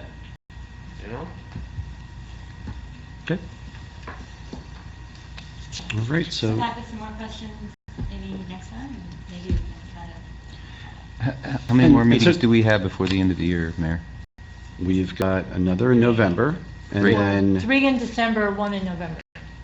in December, the last one being the The last, the last reconciliation. business meeting, clean up whatever was still pending. So you're under, well, I guess to both of you, the phasing approach that you're talking about is, you just want to put some color on that for right now? I mean, we can zip out, the no knock portion of it, because we up and running, has the tools he needs to do it. So then focus immediately on updating this for today's world without a no-knock. So you would have the registration, application process. Yeah, it's like it meets what the practicality of today's world is. So are you proposing that 4-1.5, which is the highlighted section, would just be removed? Yes, and, I'll say that yes off the top now, but what I'll do is I'll review it. Yeah. We'll review it with Joe, to see if there's a no-knock reference. As I was getting this and going through it, it seems to be insular and discrete to that one little section, so I think it's pretty easy to be able to just pull that out, lift it out, and it still would read coherently without it. We'll go through the rest of the ordinance, make sure there's no Yeah. references back to, if that's something that the committee wants to do. I would support that. And I think putting some, look, I grew up in the telecom industry, and that industry went from, where the telephone was useful to the point where now you don't answer the phone on your wall because it is a spammer, right? And a lot of efforts were made to basically preclude people from calling you, and they've had limited degrees of success. You wouldn't want that to happen with respect to something like this. Putting some boundaries around it, I think is a good idea. And then determining at some point whether or not you want to go to the next stage and do a no-knock list, see how it's working, and then assess. I agree. And one more thing before I forget, Yes, sir. can we include Berners High? Because, Yes. the band sells fruit and stuff to support themselves, and they'd be excluded right now. Let's include those folks.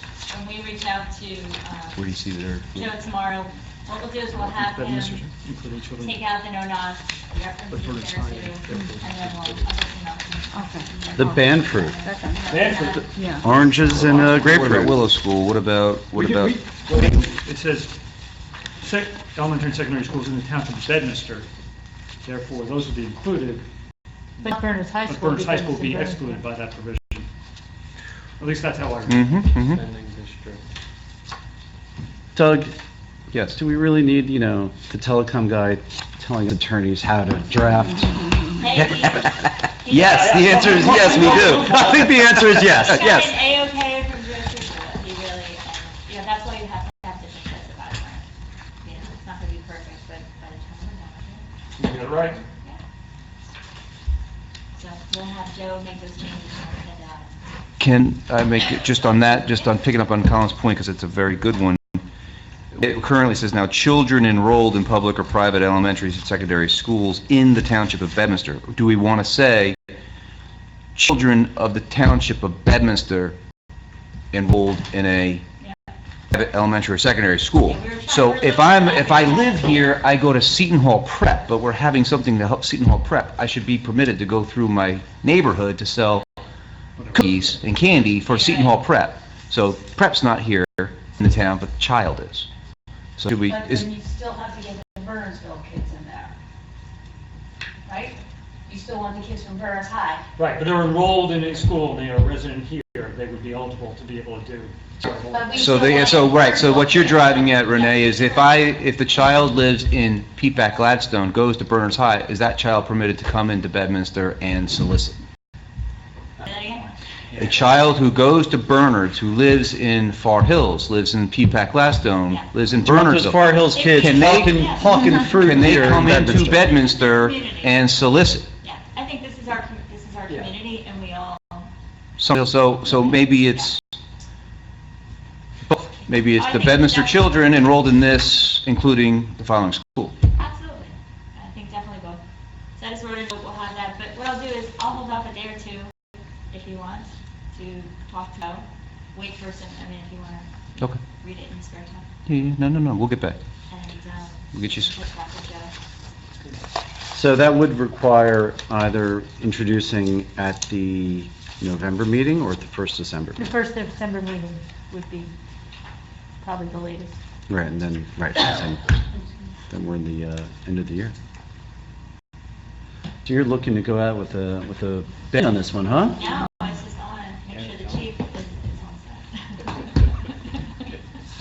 Okay, so every, You So- have been great to- covered by this is a tool that they the use. changes that we're putting in here, even though they're not in our ordinance. Oh, fine. The changes that we're making for you that we're putting in our ordinance, aren't they already established in the state of New Jersey or the county?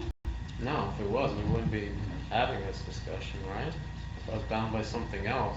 The only thing that's bound is the requirement of the fingerprinting, where That's if what I you mean. get fingerprinted for me, well, you go to Bridgewater, well, they have to accept your fingerprints in a 6-month period. I can't make you go get That's what I'm fingerprinted talking again. about. Yeah, that's the So new you could order. go to 5 towns, and you only have to get fingerprinted once, and that's 6-month period.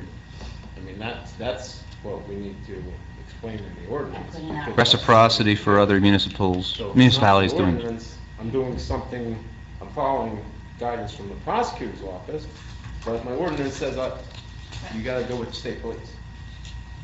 We have So you can pick and choose. language right now, so that's why we want it. I mean, do we want to try to introduce it at the next meeting, just so that we can... Would you be ready to do that?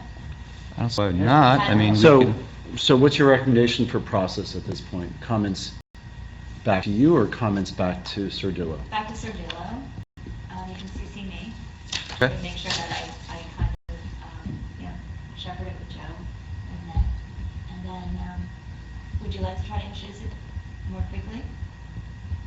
Yes, because, yes. Because there might be So some if we can, questions. if there's questions, we can Yeah. always reintroduce Right. for December. Right, so Yeah. let's try to do that. Okay. Okay? Thank you, thank Thank you. Thank you. you, thank you and Thank you. Renee for Thanks taking to this both of you. on. And speaking of taking assignments on, Doug and Renee, Yes. zombies.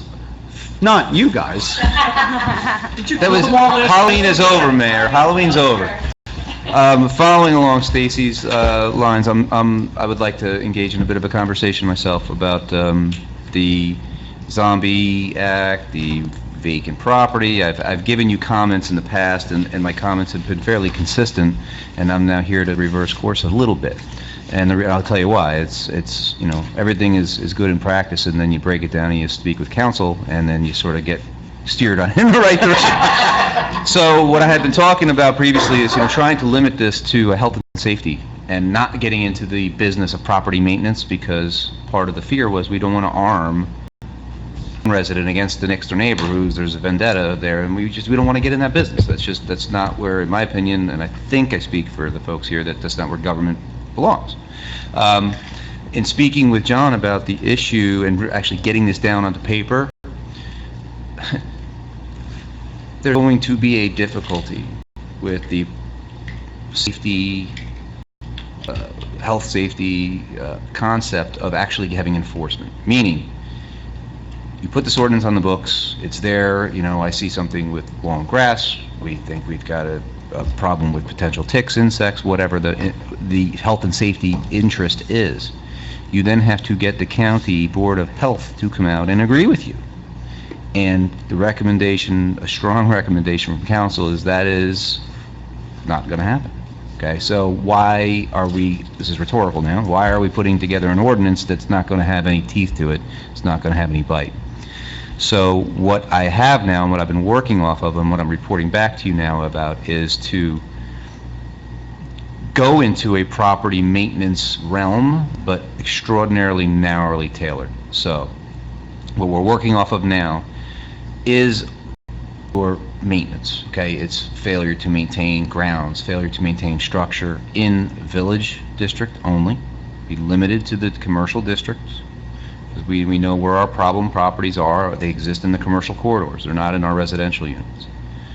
And limited to the enforcement only by our zoning officer, not giving a private cause of action. In fact, forgive me for putting you on the spot, do you happen to know in the municipal ordinance world, do you need to put something in there that there is no private cause of action here to a resident, or is it just assumed? And if you don't know, that's fine, we can follow up later. That was Yeah, I would have to look into it. 'Cause Yeah. I don't know if we can really, if that could be limited. Well, that possibly can be. Like, no private right of action, this is Right, the so only way. We, I think the it only can. enforcement coming out of this, the way it's now being sort of structured, is that it would apply to commercial only in the village districts, and the only enforcement out of this would be the township through the zoning officer, and then, of course, the violations process. So I'm just sort of giving you the heads up that there's a bit of a change here from where we thought we were going, based on where we need to go to have something that actually makes sense. And I will tell you, maybe I'm not telling you anything you don't know, but in going around to town and talking to the folks, I would say that the number one issue I heard was, you know, what are we doing about these particular properties in town? It's got people's attention, they're not happy about it. I know we've had a couple of the properties come through, plans with, and boards with plans of doing one thing or the other that always seem to fall apart. So what are we left with? More of the same. So I'm committed to getting this through and getting it through with some teeth so that we actually have something that we can use and improve our town, but it just in a little bit different context from where it was originally thought. Any questions you have about that, I'm still working with council. I've got the draft markup here. You know, it gets into things about having construction equipment outside your property. You only have it for a certain period of time before you've got to justify why it's still out there. So we're not going to get into projects that are half-baked and then they just exist forever with no end in sight. It's designed for the really egregious situations where you've got property that's negatively affecting the next door neighbor's property. And I think we can all agree that that's fair. I mean, we shouldn't be pushing people to do things just because that's what we want. It's when you're actually hurting something. You know, rubbish pickup, it goes into landscaping, storage, painting, siding. So, I mean, there are some aspects of that. So as we roll this out, I'd ask the same thing. Take a look at this and with a sort of a fine-tooth comb, and do we want to go into that, you know, meaning... So if you do that, so let's start some real examples. So we know that there was a property on Main Street on Route 202 that's been a problem property. You all know that one. And we know that there are at least 2 properties and maybe 3 properties down in Pluckman. Okay. So the ordinances, right, you may be able to affect fines and penalties against the property owner. But the issue for the neighbors are going to say, hey, more than fines and penalties that just accrue is something that the town can do. Yes. To come in and do the maintenance, and then does the ordinance then give the town the ability to effect a lien on that property for the work that was performed? Yes and yes. Okay. So what the ordinance provides is that the homeowner or the property owner, not a homeowner, property owner, gets notice of the violation, gets a 10-day period in which to abate it, and if the owner would like, they have the opportunity for a hearing before this very board. You come to the TC for a hearing. Part of the remedies we would have is the ability to confirm, modify, relieve the owner of the fine, but we would also have the ability to adopt a resolution approving the fix, the remedy, and then the cost for that would then be assessed to the taxpayer and included within the next quarter's taxes. If they don't pay it, it could potentially go to tax lien. Yes, that's exactly what the process is. So there's a process for an appeal, but there's also a process, if there is no appeal, the town can move affirmatively Yes. and act. Yes. So we would identify the properties, issue the abatements, let the homeowner fix the property, or if not, the zoning officer would then come back to us, indicate that this owner hasn't done what the owner's been asked to do, and ask us for a resolution with hearings and proofs put on by the zoning officer as to why the request or why the remedial work was being asked to be done, and we would then authorize the work to be done. We do the work, and then the cost for that would then get assessed to the property, and if not paid at the tax level, it would roll into a potential lien. So, and I'm trying to think of the specifics we have. So one instance, I'm going to think of the one up on Main Street. So a sign that is half up. So the town should have the ability, if there's no remediation performed by the property owner, that there's a sign that's in neglect or falling down, that the town could just come in, get rid of the sign. After an opportunity to be heard. Right. Yes. Due process. Due process. So the violation notice would issue, they would have 10 days to abate, with the hope and desire is that the property owner gets the notice and says, oh my goodness, I didn't know that, thank you, and they're out there and they're fixing it, and then we'll leave you alone, thank you. If they don't, or they ignore you, or they just decide that, I'm not doing it, then it would then come to the next level being a hearing here with the zoning officer. The owner of the property has the right to be here, and it would put to us, and then the end result of that would be a resolution from us directing either work done, modified work to be done, whatever it is the TC decides at that point in time. The owner at that point obviously would have the right to preempt what we've ordered and fix it. I mean, we're not looking to get in the business of doing this, but if in an emergent situation and in these properties that are problematic, we'd have the ability to get in there and do what we need to do and to back charge that particular use. Are there, when you were talking to John Bellardo about this, there are other municipal ordinances or other municipalities with similar ordinances that you guys are following? Yes, my understanding is there are, and this particular one is not carbon copy, but it's mirrored after our neighbors to the south. Okay. All right. And similar to the solicitation ordinance, anticipation for 2019 introduction? I'd like to, yep. Okay. I just wanted to, before I further went down the road, I wanted to give you the heads up that I was going down one path, and as every good client should do, they listen to their counsel. So we're going to do that, and we're going to sort of go the route, but make it very, very narrow. Because again, the protections that we're looking for and what we're looking to avoid still are in play. Do not have any desire to arm residents against one another or to get into the game of non-material paint chipping. I mean, it's got to be affecting the units around. It's got to be truly a blight. And you can have a one-house blight. That's just, it's not in the condition that's acceptable to those around. Great. So that's more to come, but that's Okay. where we're at. So thank you guys for moving this all forward. Great job, and look forward to seeing the iteration of the ordinance. Short-term rentals, let's just quickly go through. I've been following this in a number of different municipalities. Jersey City actually has a referendum that is coming up tomorrow. I've emailed some articles about this. And you see that Airbnb and it's funny, Jersey City, and there are ads playing. On TV. There are ads playing in TV for the New York market that are targeted about the Jersey City ordinance. Or I'm sorry, the referendum, whether to allow it or not allow it. So it's very interesting to see how the sides are have been created. And, we're just watching it. And so it happens. We still have our own registration requirements here. I think that Jersey City is taking it to the next level. But it'll be just interesting, once again, just continue to see what's happening out there.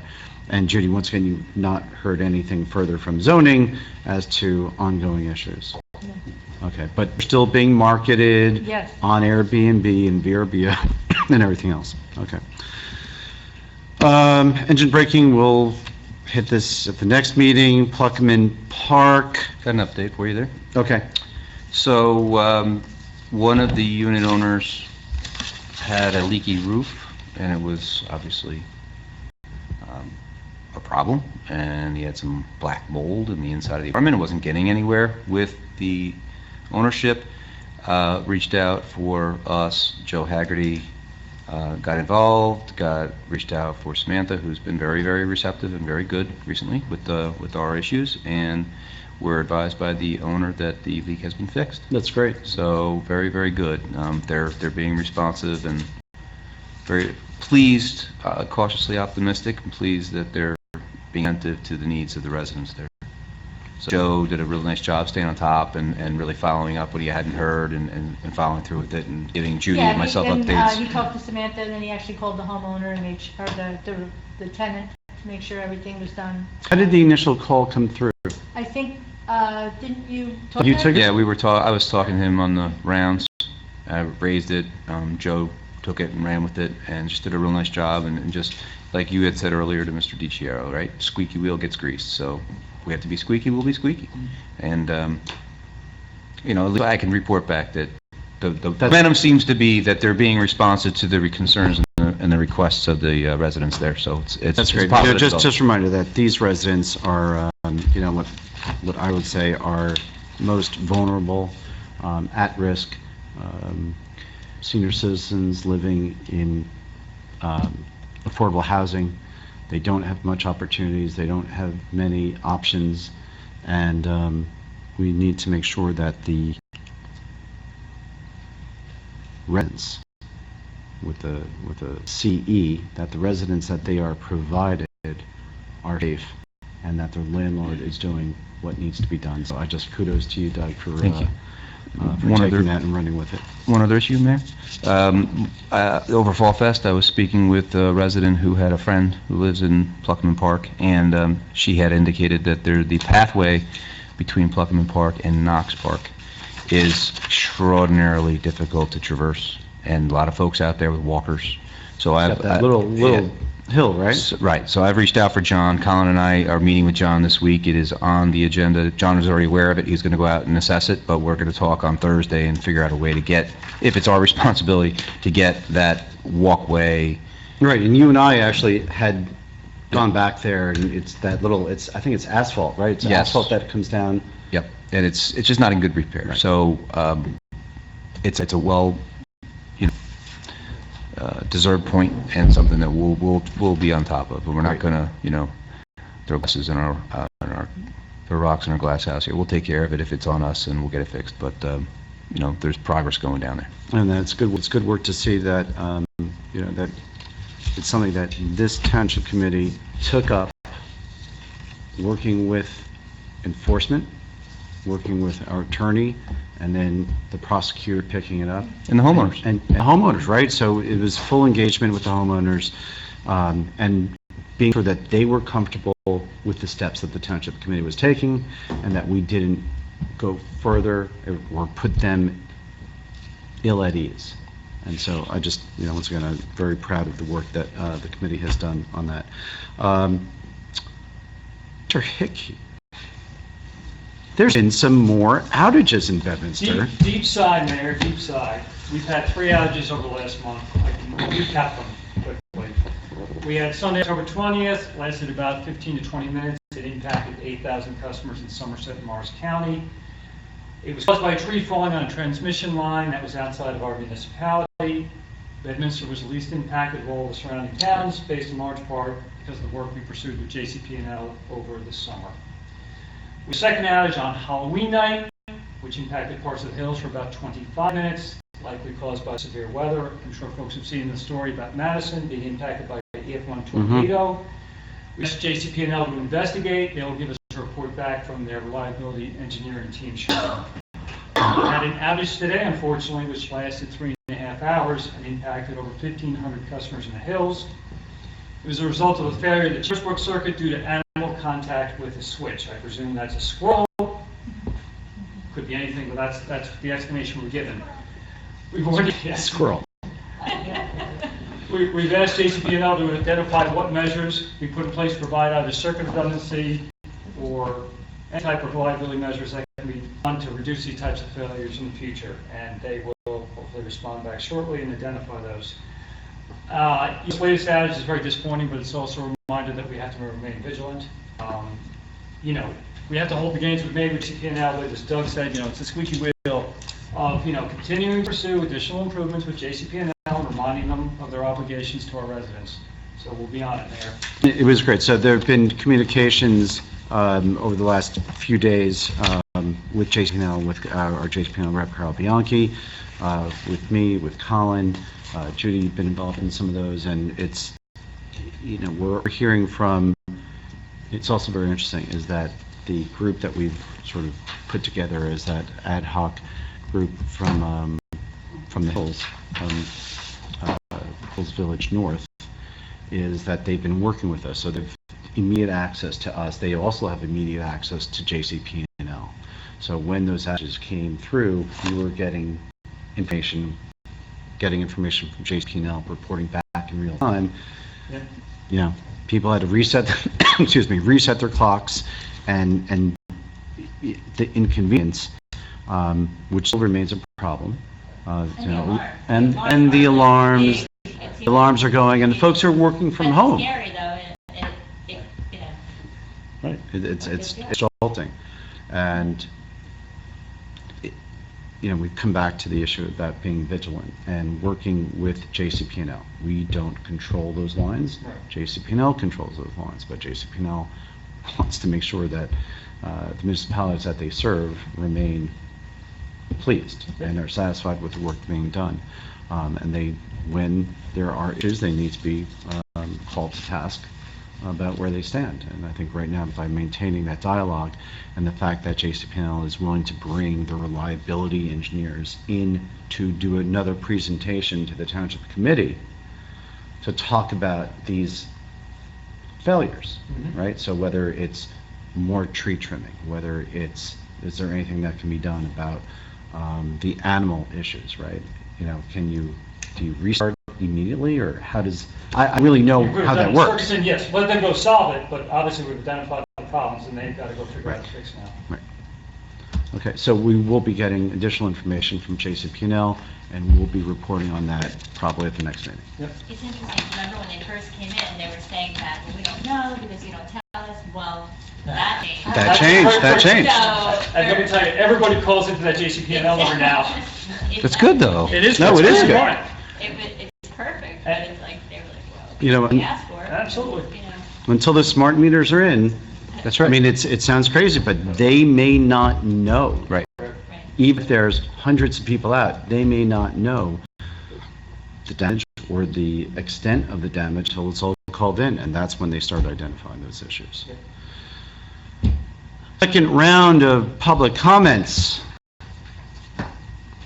Can I make a comment? Yes. Oh! you have to get up to Name and address, Raymond's right please. there. We received notification today from the Board of Elections in Somerville that there is a robocall scam out there where residents are getting phone calls pretending to be someone official, telling people that their voting district location has been changed. Okay? So we've posted this on the website. This has been put all through Somerset County. All the clerks have been notified by the Board of Elections, and we put information on the website of the correct link to check your polling district if you need to do so. We also have all the forms here. All the staff is ready to go. If anybody calls tomorrow with a question, where do I go to vote? We have the answer. But it's just very unfortunate there is this robocall scam out there. Do they give a specific, do they direct them to a place that would seem, to an identifiable place? I don't have the rest of the details, it's just that I think it's more to create confusion, so that people, oh, my polling location has changed, well, where do I go? And they're not sure, and oh, the heck with it, I'm not gonna bother, and, just to create confusion. So, Being investigated? Do we know at what level? I haven't even heard. No, the Board of Elections is on it, but all the clerks were notified today of this scam and to put information out there to the residents. So does that then go to the prosecutor's office or to the Attorney General's office to investigate? That I don't know. My piece of the pie was to inform the residents of the correct location to look for the information. So we did that.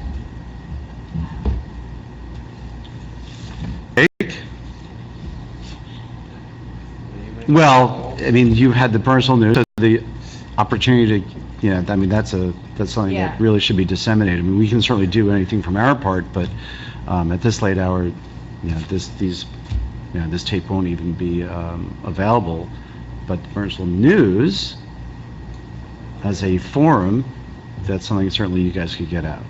So if you have any questions, Yeah, we posted on our website about the scam and the correct link to go to see what your correct polling location is. Is it on the homepage, right there? So, well, it's very Right. it's very And disappointing. the It's a county very unfortunate sign of the times that we're in, and we talk about unwanted solicitation, and this is the internet is a free. Someone said it's the Wild West out there, right? Yep, absolutely. So it just troublemakers and to what effect we don't know, but certainly a disruption of the Very democratic unfortunate. process. We will go through Township Committee comments, so I do apologize. Our meeting went a little bit longer than we anticipated, but we covered a lot of very good ground here. So let's start with Township Committee comments. We do an executive session. We will not be taking any action following the executive session. So why don't we start with Committeeman Stevenson with committee comments. Thank you, Mayor.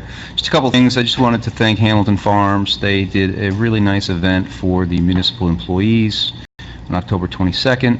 I had the privilege of shooting out of work and playing golf with a couple folks in the room here, and we had a really, really nice day. It's great to have the local club really, say thanks to the municipal folks that do so much for the community. It was a great day. I played probably better than I should have played, but it was a good day. And if there was an award for the most honest score, we would have won that. Yeah. Right? Fall Fest, I just wanted to say, Judy, kudos to you and your team. Massive success. Everybody who was there that wanted to say something about it said nothing but glowing remarks. And although there were so many people, as we talked about, it didn't feel crowded at all. Everything was just populated. It was great. No comments like we could do this better, we could do that better. I thought it was absolutely spot on. Great job. Farmers Market now is done. I just wanted to again throw out to you, Mayor. I know you're really the spearhead on that, but we've had a bunch of folks, including Mr. Hickey and Mr. Walter, Mr. McNabb, Miss Moreski. Sorry, I didn't know that. But a lot of folks in town that dedicated their Saturdays to that, and I wasn't one of them. I was preoccupied doing other stuff this year. But thank you. I mean, that is a fabulous, fabulous thing as we put together, you put together and run with, and that the township actually now looks forward to. I mean, it's something that's now expected, right? And it's good stuff. Yeah. So thank you for that. Thank you. And then just lastly, election day tomorrow, please everybody get out and vote, even though they're going to be saying this too late. Right. Just to dovetail with Mr. Stevens' comments, what he said on all the above, and also I came across a great quote today on the eve of the election. It said, "Elections belong to the people. It's their decision.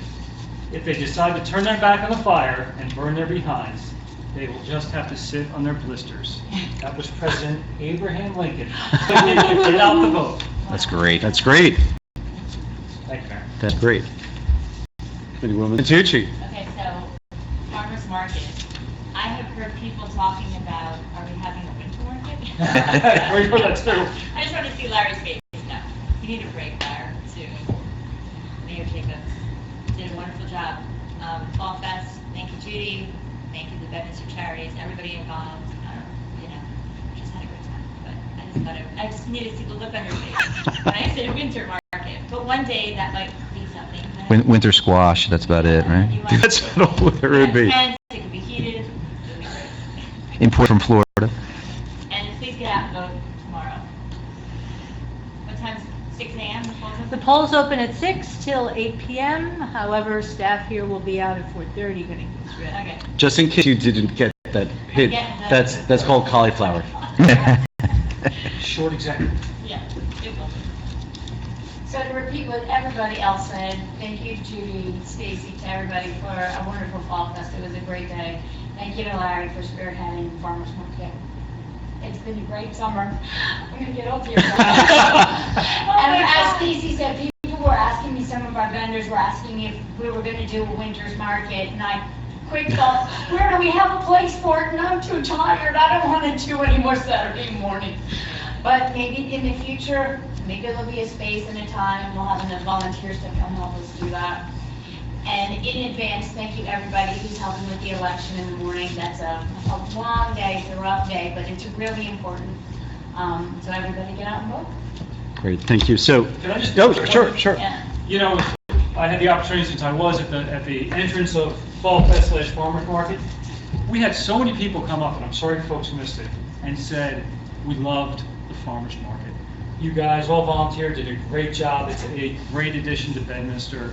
And you know, we were getting the accolades sitting there doing the traffic control, but it was everybody. And it was just really nice to hear that feedback firsthand from so many residents, so excited, so disappointed that it was actually coming to an end, and then looking forward to it for next fall, next spring. So thank you again. Farmers Market Reunion. Farmers Market Reunion. So I just want to, echo the sentiments about, let's start with Fall Fest. So Fall Fest, I had to leave around 12:30. I was actually supposed to leave around 11:15. But as you all saw, I sort of lingered because, it's such a great day and the weather was perfect, and Judy and Stacy, riding around tandem. I'm not sure if the police gave you any guns, but it certainly looked like you guys were armed that day. No, it wasn't you. Okay, so you didn't give them. All right. But it was clear to anyone around that Judy and Stacy were in charge of that event that day, and it was just a fabulous day. Great to see everyone out there. And when I was driving by around 2:40 to head down to Baltimore, I looked over there, and it was just cars and people were pulling off 206 coming in from the north and from the south. And there was a line of folks to get in, and it was just great to see, and great to have Fall Fest back after that 1-year hiatus. For Farmers Market, I've said it before, but what the heck, say it again. So 7:15 in the morning on Saturdays, every Saturday from June through the end of October. So our 7:15 crew, Committeewoman Mareski, I love it. Steve Glazer, Robin. Usually show closer to 7:40, but Jim Brady, Colin, and it's not just showing up at 7:15. Remember, just once again, these are Saturdays, so these are folks giving up their Saturday morning. Renee heading out, being there till about 9:30, 10:15, and then going to her next job. And We're stopping on the flip side to get my CSA. and then getting your CSA. Colin's standing out there directing traffic and parking till 1 o'clock, and then helping with breakdown till about 1:30 with the vendors as they all needed help. And I was talking about, we started in early June and ended in October, so those mornings were cold. And then in July, when it was, 99 degrees, and we brought them, we had the misters out there. I mean, we went through the gamut, and Now that the season is over, we can say it. Not one day of rain. The worst day we had, clouds. It was crazy. There were days that it rained after the farmer's market, but there was no time that it rained during the farmer's market. And the folks who were coming there, and once again, we've also talked about this, that something that Doug had mentioned, that it quickly became a community event. People were talking about, I remember when, it was, I don't know, was it 4 years ago at the farmer's market? It's like, no! This is the second year. This is all we've got. We don't have a long history here, but it quickly became ingrained that this is a community event that Bedminster put together, and it just became standard activity for a lot of folks on their Saturday was to come by in the morning or early afternoon and hit the farmer's market. So it was great to see. And it was also great to see all the participation, not just by the volunteers, but by the Bedminster charities who came and were able to get their word out. Whether it was Cancer Support Community when they did the clothing drive. And I remember talking to the folks from there, and the bags started showing up. Really, the bags started showing up around 7:30 in the morning, and by about 1:30, it blew their expectations away. That the amount of folks who came out and donated clothing to cancer support, just tremendous. And not only that, but a lot of our residents did not know that Cancer Support had a clothing drop box at their facility. So we've talked about it up here. It's one thing for us to talk about it up here. It's another thing for folks to realize it. And I know, so it was another consequence of the farmers market being able to promote certain activities within Bedminster. Tomorrow is election day, and I've had the pleasure of sitting next to Steve for 6 years, so I'll do my Steve Parker again. It's been a very cordial and very organized campaign by both Republicans and Democrats, and we just hope to see that continue, and none of the last-minute shenanigans that we've seen in prior years. So please, everyone's had the opportunity to get their word out, and now let the people speak and let them vote. With that, can we have a motion to go to executive session? So moved. Second. All in favor? Aye. We will be back shortly.